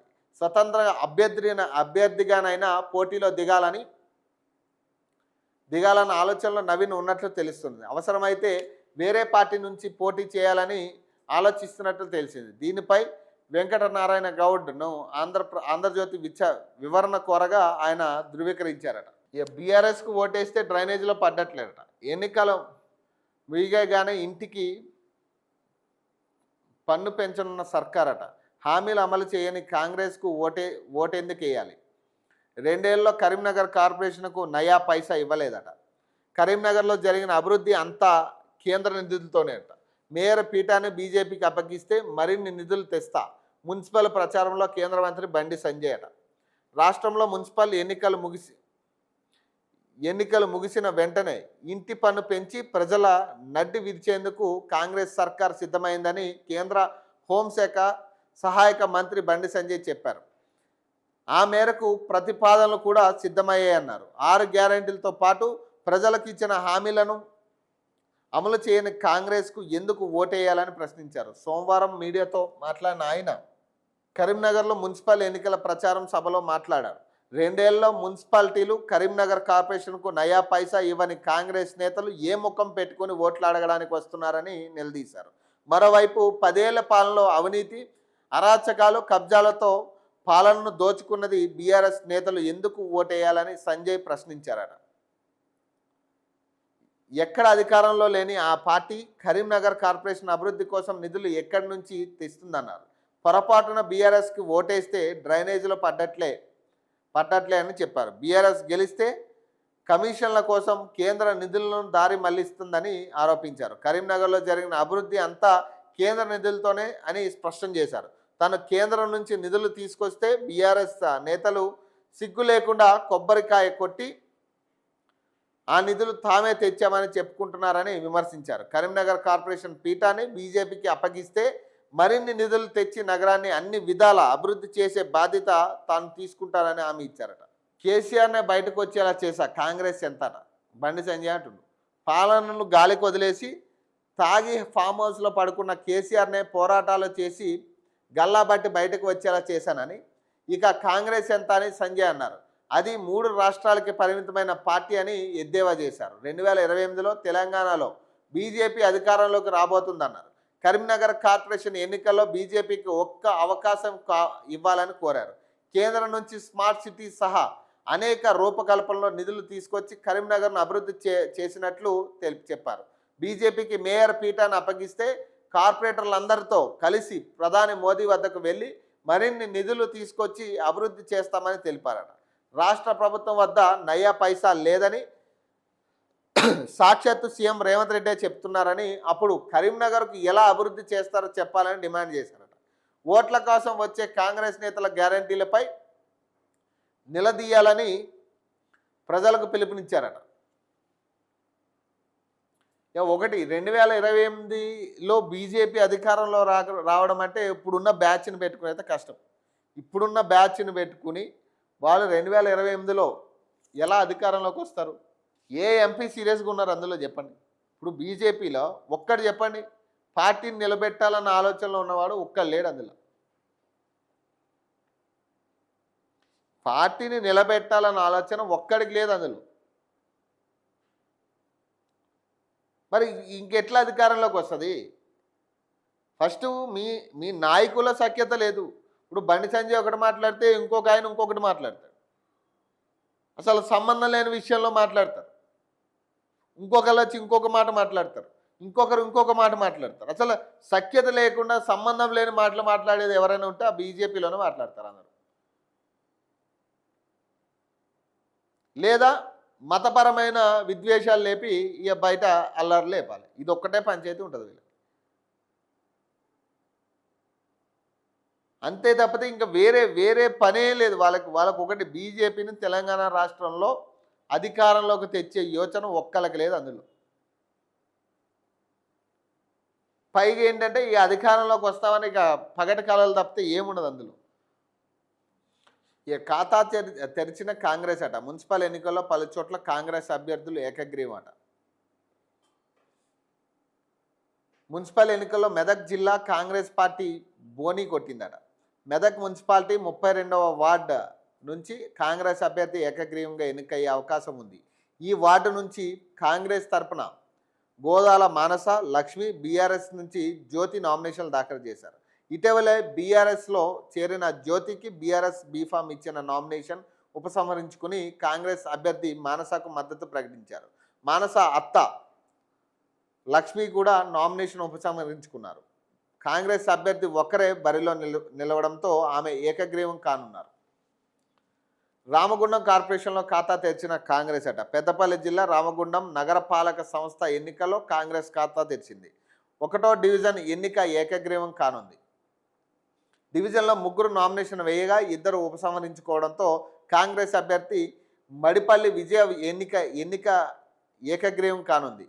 డివిజన్లో కాంగ్రెస్ అభ్యర్థి మడిపల్లి విజయ, బీఆర్ఎస్ నుంచి విజనగిరి శ్వేత, బీజేపీ నుంచి రీమా బిశ్వాస్ నామినేషన్లు వేశారు. అయితే బీఆర్ఎస్ బీజేపీ అభ్యర్థులు నామినేషన్ ఉపసంహరించుకున్నారు. తన భర్త పంకజ్ కుమార్ను తన భర్త పంకజ్ కుమార్ను ఎన్టీపీసీ ప్లాంట్లో విధుల్లో ఉండగా పోలీసులు పిలిపించి గంజాయి కేసు పెడతామని బెదిరించడంతో నామినేషన్ ఉపసంహరించుకున్నానని బీజేపీ అభ్యర్థి రీమా బిస్వాస్ ఆరోపించారు. దీనిపై అదనపు డీసీపీ శ్రీనివాస్కు ఫిర్యాదు చేసిన కాంగ్రెస్ నాయకులపై చర్యలు తీసుకోవాలని కోరారు. పాలమూరు కార్పొరేషన్లో కాంగ్రెస్ బోని కొట్టింది. 58వ డివిజన్ నుంచి రమాదేవి కాంగ్రెస్ తరఫున నామినేషన్ వేశారు. బరిలో నిలిచిన బీజేపీ అభ్యర్థి నామినేషన్ను ఉపసంహరించుకున్నారు. దీంతో ఎన్నిక ఏకగ్రీవం కానుందట. అసలు ఎందుకు వీళ్ళు ఉపసంహరించుకుంటున్నారనే కారణాలు ఉన్నాయి. ఇప్పుడు బీఆర్ఎస్ నుంచి ఇప్పుడు ఇది ఉంది, మన మెదక్ ఉంది, మెదక్ మహబూబ్ నగర్ సంబంధించి కోల్ సిటీ ఉంది. మరి ఇక్కడ ఎందుకు అపోజిషన్ పార్టీ అభ్యర్థులు ఎందుకు వెనక తీసుకుంటున్నారు? దీనికి కారణాలు ఏంటి? అసలు ఎందుకు వాళ్ళు పోటీలో ఉండట్లే?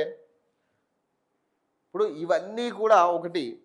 ఇప్పుడు ఈ ఎన్నికలు ఏదైనా కానీ, ఇప్పుడు స్థానిక ఎన్నికలు, ఇప్పుడు ఈ మున్సిపల్ ఎన్నికలు ఏదైనా కానీ అధికార పార్టీకి ఎక్కువ అవకాశాలు ఉంటాయి, గెలిచే అవకాశాలు. అది వాస్తవం. అది ఇదంతా పైకి చెప్పుకునే మాటలు తప్పితే, మేం గెలుస్తామని పైకి చెప్పుకునే మాటలు తప్పితే అధికార పార్టీకి ఎక్కువ అవకాశాలు ఉంటాయి గెలవడానికి. వీళ్ళకి ఇట్లాంటి ఇంటర్నల్గా చాలా భయపెట్టో లేకపోతే పైసలు ఇచ్చో ఏదో రకంగా ఇక పోటీ లేకుండా చేసుకుని వాళ్ళు ఏకగ్రీవం చేసుకునే అవకాశం ఉంటుంది. ఇక నామమాత్రమే పోటీలో పెట్టుకునే ఛాన్స్ కూడా ఉంటుంది.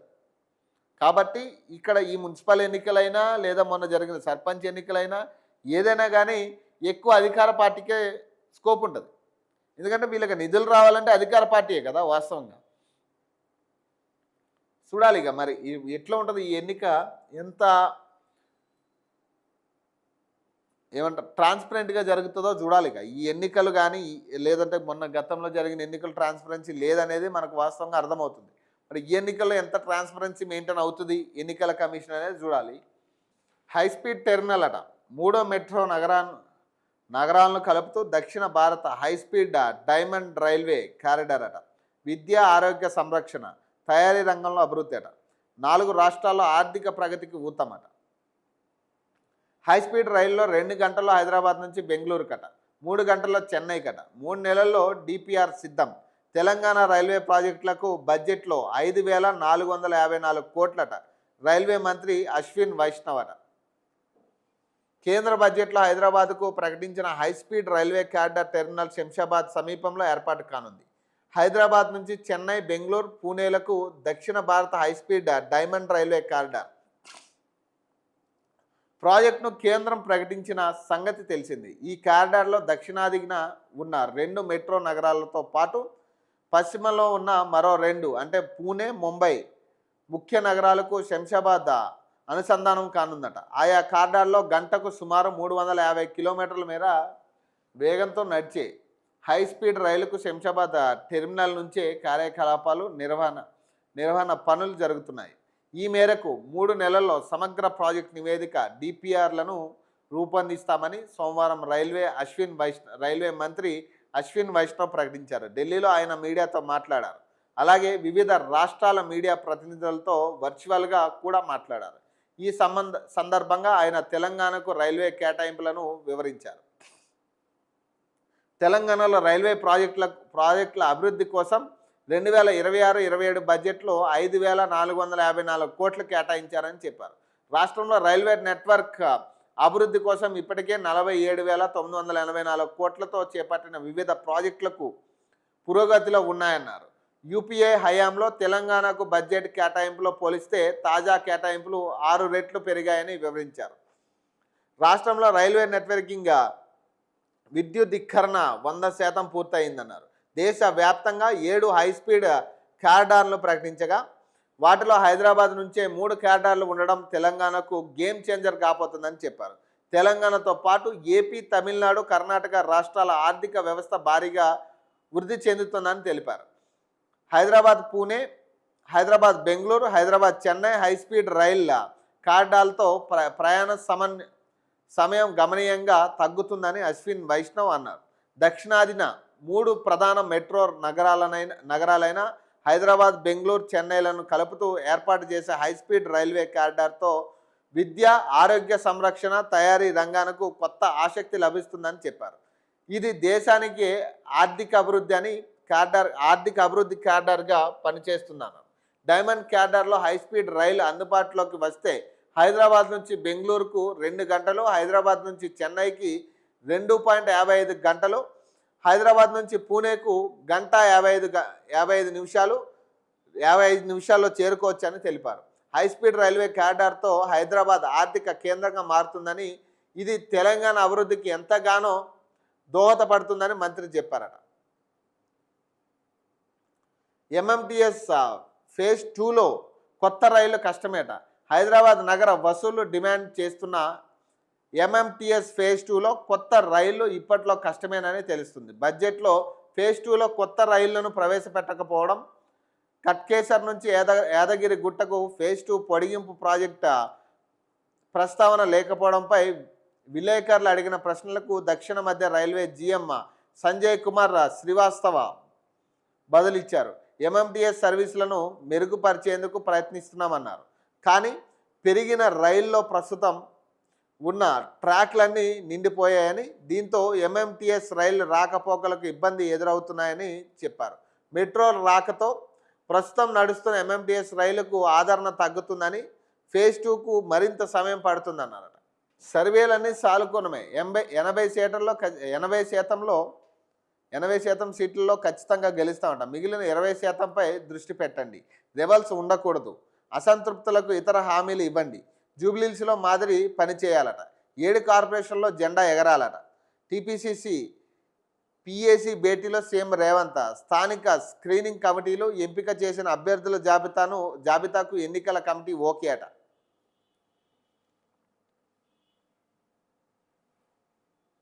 ఇప్పుడు 80% సీట్లలో ఖచ్చితంగా గెలుస్తామట. సర్వేలు చెప్తా ఉన్నట. సర్వేలన్నీ సానుకూలంగా ఉన్నాయని ముఖ్యమంత్రి చెప్తా ఉన్నారు.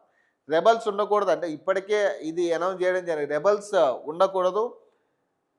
ఎవరైనా అసంతృప్తి నేతలు ఉంటే వాళ్ళకి వేరే హామీలు ఇచ్చి పక్కకు తప్పించండి అని చెప్పి ఆయన ఆల్రెడీ చెప్పడం జరిగింది.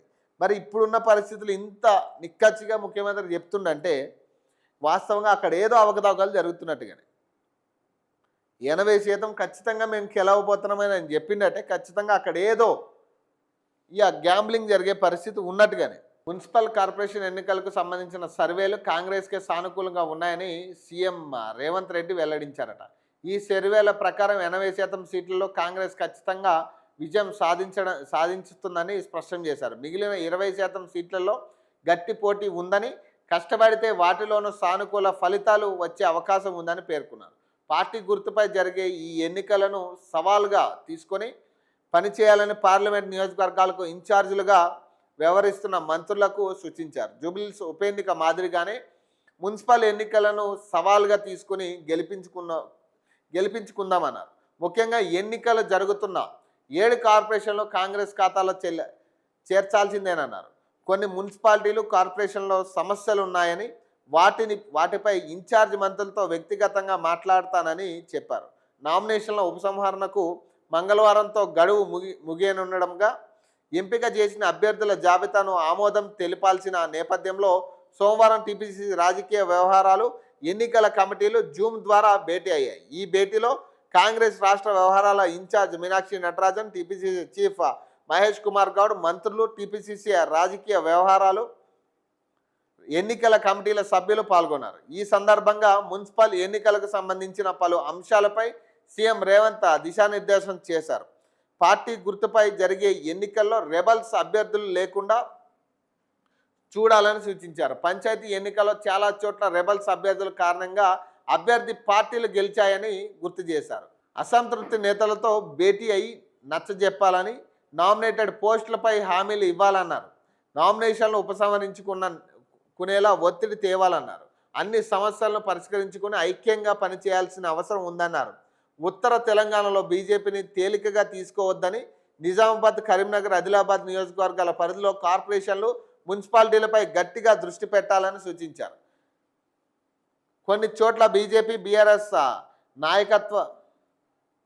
నాయకత్వాలు సీట్లు సర్దుబాటు చేసుకుంటున్నాయన్న అంశం చర్చకు వచ్చినట్లు సమాచారం.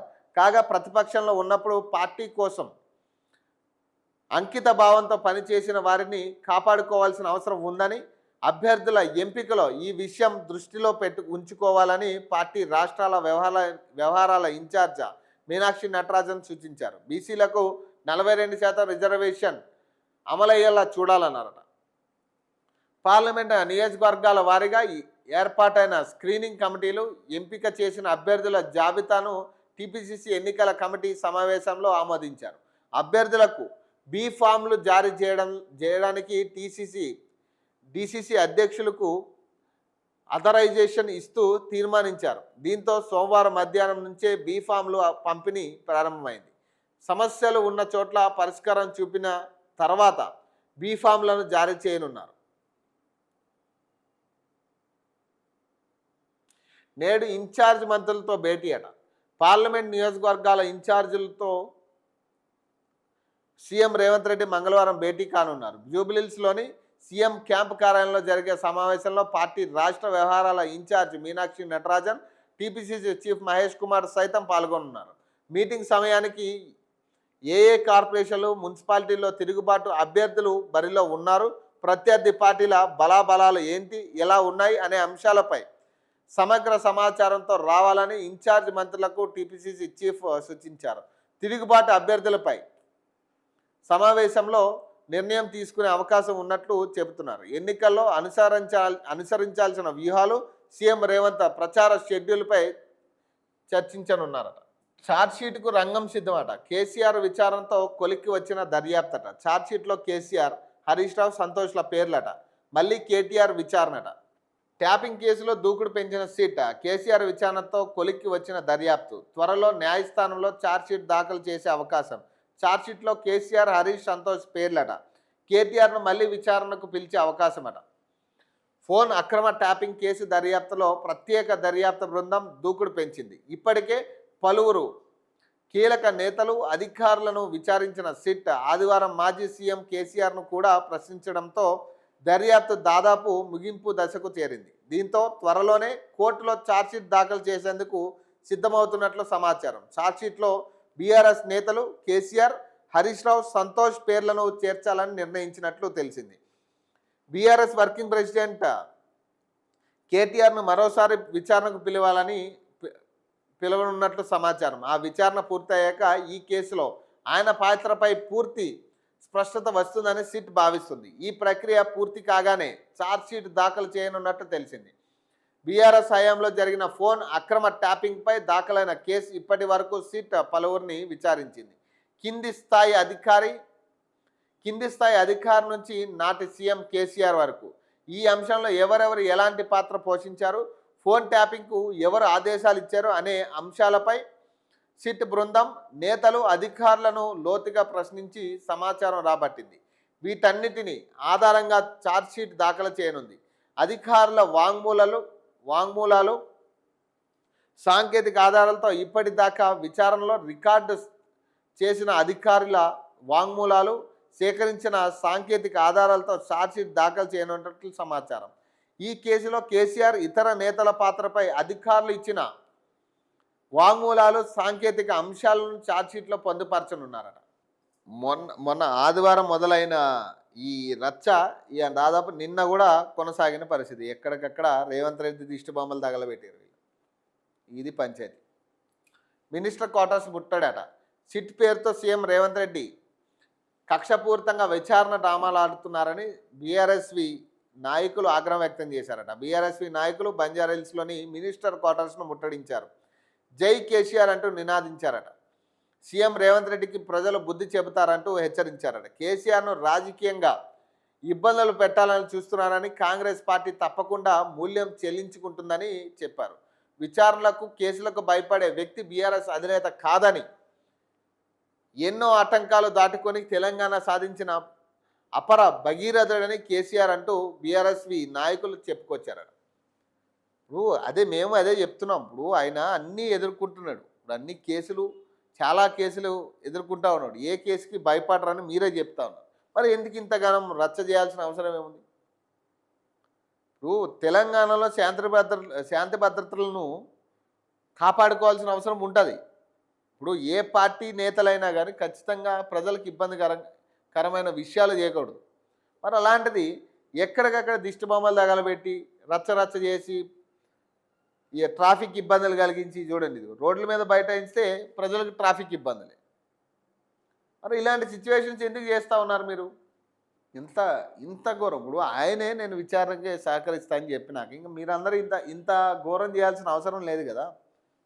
ఇంత మీరు కూడా ఇప్పుడు కేటీఆర్ కావచ్చు, లేకపోతే హరీష్ రావు కావచ్చు, ఏం చేస్తూ ఉన్నారంటే వీళ్ళని కార్యకర్తల్ని నాయకుల్ని రెచ్చగొట్టే విధంగా వీళ్ళు మాటలు ఉంటా ఉన్నాయి ఏదైనా కానీ. మరి ఈ రకమైన ఇంత విధ్వంసం సృష్టించాల్సిన అవసరమే లేదు. ఆయనే స్వయంగా ఇప్పుడు కేసీఆర్ స్వయంగా నేను సహకరిస్తానని చెప్పినాక ఇంతగానం చేయాల్సిన అవసరం ఏందుంది? ఇప్పుడు కేసీఆర్ని కేవలం విచారణ పేరు మీద వాళ్ళు ఒక 4 గంటలు విచారించారు. దానికోసం ఆయన పర్మిషన్ అడిగారు. వాళ్ళేమి నేరుగా డైరెక్ట్గా బెడ్రూముల్లోకి వెళ్ళిపోయి అయితే వాళ్ళు రచ్చ చేయలే. ఇప్పుడు మనం గతంలో ఇప్పుడున్న ముఖ్యమంత్రి ఇంటికి నేరుగా బెడ్రూమ్లోకి వెళ్ళి లాక్కొచ్చిన పరిస్థితులు ఉన్నాయి. అట్లాంటి సిచ్యువేషన్ ఏం తీసుకురావాలి కేసీఆర్కి కానీ కేటీఆర్కి కానీ లేకపోతే హరీష్ రావుకి కానీ.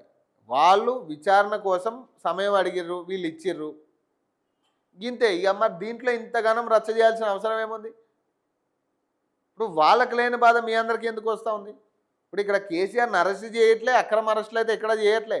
వాళ్ళు కేవలం విచారణ కోసం 4 గంటల సమయం తీసుకున్నారు, విచారించారు, వాళ్ళకి కావాల్సిన సమాచారం తీసుకున్నారు, వెళ్ళారు. ఏంటంటే కేవలం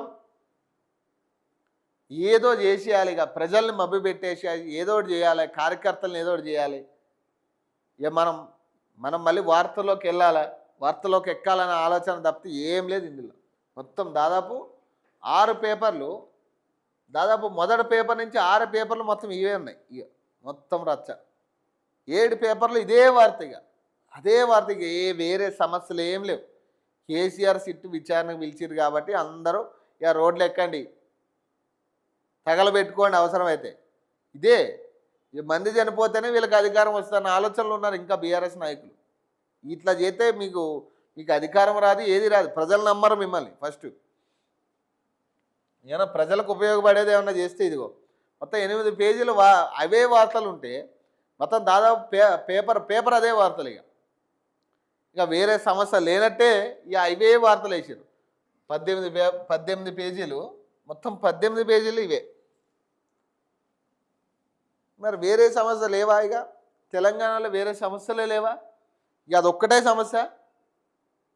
మరి మిగతా రోజుల్లో మరి మిగతా సమస్యలు రాసేస్తారు కదా. మొత్తం తెలంగాణలో రైతులు ఇబ్బందులు పడుతూ ఉన్నారు, ఆత్మహత్యలు చేసుకుంటా ఉన్నారు, నిరుద్యోగులు రోడ్లు ఎక్కిరు, నిరుద్యోగులకి ఇస్తానన్న 2 లక్షల ఉద్యోగాలు అయ్యి చాలా రాతలు రాస్తారు కదా. మరి ఏమైనా ఇవన్నీ?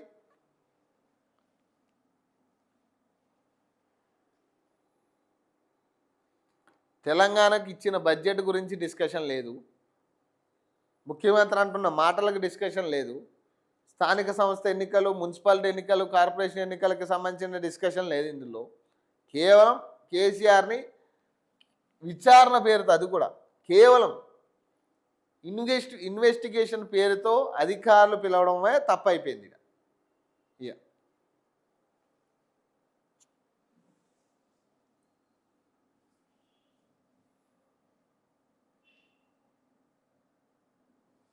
ఇక 27 పేజీలు, మొత్తం 30 పేజీలు ఉంటే 30 పేజీలు ఇవే ఉన్నాయి కదా. ఇక లాస్ట్ పేజ్ 33వ పేజీలో కూడా ఇదే వార్త.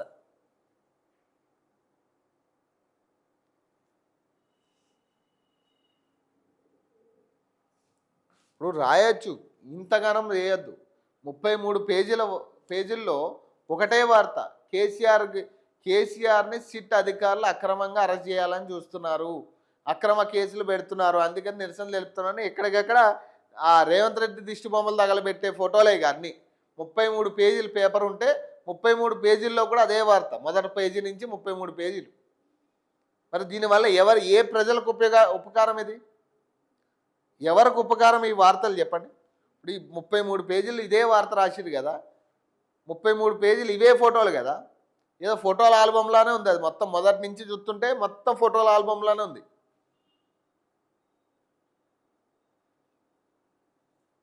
ఎవరు ఏ ప్రజలకు ఉపకారం చెప్పండి. ఇప్పుడు ఈ పేపర్లో ఈ వార్తల వల్ల ఎవరు ఏ ప్రజలకు ఎవరికి ఉపయోగం చెప్పండి ఆ వార్తల వల్ల.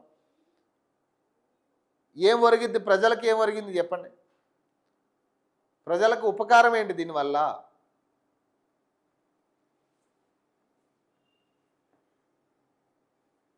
నేను చెప్పింది అబద్ధం అయితే చూడండి, ఇదిగో మొదటి పేజు ఇక్కడ స్టార్ట్ అయింది. మొదటి పేజ్ ఇది, ఇగో సెకండ్, థర్డ్, ఇగో ఇదో ఫోటోల ఆల్బంలా చేసిర్రు. ఇదంతా కూడా ఫొటోస్ ఆల్బమ్ ఉంటుంది కదా, ఇగో పెళ్ళి ఆల్బంలానే ఉంది ఇది అంతా. ఇగో 5 పేజీలు వరుసగా 5 పేజీలు ఇవే ఉన్నాయి. ఇక మొత్తం పేజీలు దాదాపు 33 పేజీలు ఇవే. ఇక ఫొటోస్ అన్నివే, డిజైన్ మారుతుంది అదే. ఇక 8, ఇక 10వ పేజీలో కూడా ఇదిగో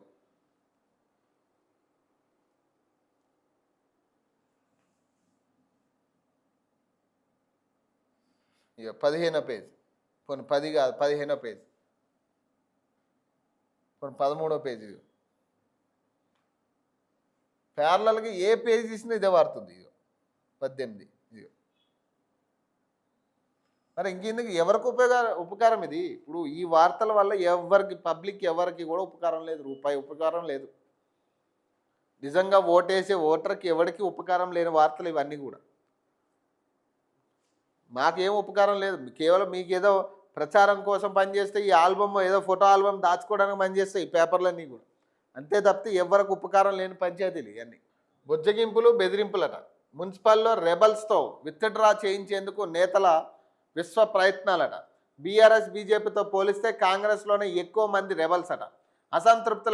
అసంతృప్తులను బుజ్జగిస్తున్న మంత్రులు, ఎంపీలు, ఎమ్మెల్యేలు, సీనియర్లట. అలాంటి వారికి స్ట్రాంగ్ వార్నింగ్లట. టిక్కెట్ల కోసం జగిత్యాల, సూర్యాపేటలో ఆశావాహుల ఆత్మహత్యాయత్నం అట. పార్టీ కోసం కష్టపడిన వారికి కాకుండా పారాషూట్ నేతలకు టిక్కెట్లు ఇస్తున్నారని ఆవేదనట. నేడు మధ్యాహ్నం 3 గంటల వరకు విత్డ్రాకు ఛాన్స్. మున్సిపల్ ఎన్నికల్లో రెబల్స్ను పోటీ నుంచి తప్పించేందుకు నేతలు సామ దామ భేద దండోపాయాలు ఉపయోగిస్తున్నారు. నామినేషన్ల ఉపసంహరణకు మంగళవారం సాయంత్రం 3 గంటల వరకే అవకాశం ఉండడంతో 3 ప్రధాన పార్టీల్లోని ముఖ్య నేతలంతా రంగంలోకి దిగి అసంతృప్తులను నయానో భయానో దారికి తెచ్చుకుంటున్నారు. కాంగ్రెస్ నుంచి మంత్రులు, ఎమ్మెల్యేలు, డీసీసీ అధ్యక్షులు, బీఆర్ఎస్ నుంచి మాజీ మంత్రులు, ఎమ్మెల్యేలు, బీజేపీ నుంచి ఎంపీలు, ఎమ్మెల్యేలు, ఇతర ముఖ్య నేతలు సోమవారం జిల్లా కేంద్రంలోనే అడ్డా వేసుకుని అసంతృప్తులతో మంతనాలు కొనసాగించారు. ఓవైపు నేతలు రెబల్స్ను బుజ్జగించే పనిలో ఉండగా, మరోవైపు ఆశావాహులు టిక్కెట్లు దక్కించుకునేందుకు చివరి ప్రయత్నాలు చేస్తున్నారు. కొందరు బ్లాక్మెయిలింగ్కు దిగుతుండగా మరికొందరు ఏకంగా ఆత్మహత్య యత్నాలు పాల్పడుతున్నారట. అది పంచాయతీ.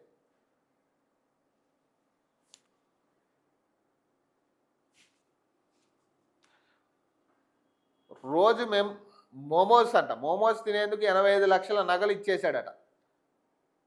బాలుడిని మోసం చేసిన 3 కేటుగాలట. యూపీలోని దేవరియా జిల్లాలో ఘటనట. ఉత్తరప్రదేశ్లోని దేవరియా జిల్లాలో ఒక వింత మోసం వెలుగులోకి వచ్చింది. ఒక బాలుడికి మోమోస్ ఆశ చూపించి మోసగాళ్ళు 85 లక్షల నగలను కొట్టేశారట. బాలుడి తండ్రి పోలీసులకు ఫిర్యాదు చేయడంతో ఈ విషయం వెలుగులోకి వచ్చింది. ఫిర్యాదులో పేర్కొన్న వివరాల ప్రకారం వారణాసికి చెందిన విమలేష్ మిశ్రా ఓ ఆలయంలో పూజారిగా వ్యవహరిస్తున్నారు. ఆయన కొడుకు స్థానిక పాఠశాలలో 7వ తరగతి చదువుతున్నాడు. 12 ఏళ్ల ఆ బాలుడికి మోమోస్ అంటే చాలా ఇష్టం. తరచూ తమ ఇంటికి దగ్గరలోని మోమోస్ స్టాల్ వద్దకు వెళ్ళి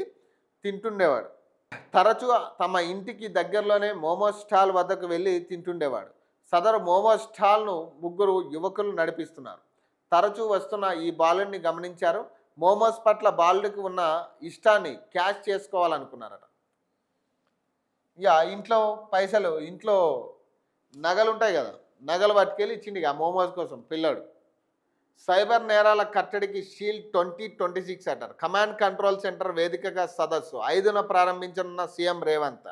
పాల్గొనున్న 14 రాష్ట్రాల సైబర్ నిపుణులు, పోలీస్ అధికారులట. సైబర్ నేరాల కట్టడికి తెలంగాణ సైబర్ సెక్యూరిటీ బ్యూరో వినూత్న ఆవిష్కరణలు చేస్తుంది. ఇందులో భాగంగా ఎటా షీల్డ్ 2026 పేరిట ఒక్కరోజు సైబర్ కాన్క్లేవ్ నిర్వహిస్తుంది. బంజారా హిల్స్లోని ఇంటిగ్రేటెడ్ కమాండ్ కంట్రోల్ సెంటర్ వేదికగా ఈ నెల 5న జరగనున్న ఈ కాన్క్లేవ్ సీఎం రేవంత్ రెడ్డి ప్రారంభించున్నారు. సిఎస్బి డైరెక్టర్ శిఖా గోయల్ నేతృత్వంలో జరగనున్న ఈ సదస్సులో దేశ వ్యాప్తంగా 14 రాష్ట్రాలకు చెందిన పోలీసు అధికారులు, ఐటీ నిపుణులు, ఇండస్ట్రీ, స్వచ్ఛంద సంస్థలు, విద్యార్థులు పాల్గొనున్నారు. సదస్సులో పాల్గొనే వారు రిజిస్ట్రేషన్ ఇప్పటికే ప్రక్రియ పూర్తయింది. ఇందులో దేశ విదేశాల నుంచి చెందిన 650 మంది ప్రతినిధులు సహా 250 మందికి పైగా సైబర్ వారియర్స్ విద్యార్థులు తమ ఆవిష్కరణలు ప్రదర్శించనున్నారు. ప్రధానంగా artificial intelligence, women safety and child protection technology, dark web and deep website intelligence, social media monitoring and analysis అంశాలపై షీల్డ్ 2026 ప్యానల్ డిస్కషన్ ఉన్నట్లు తెలుస్తూ ఉంది. సైబర్ నేరాలపై ప్రజలు అప్రమత్తంగా ఉన్నప్పుడే అడ్డుకట్ట వేయగలమని సిఎస్బి డైరెక్టర్ శిఖా గోయల్ సోమవారం ఒక ప్రకటనలో అన్నారు.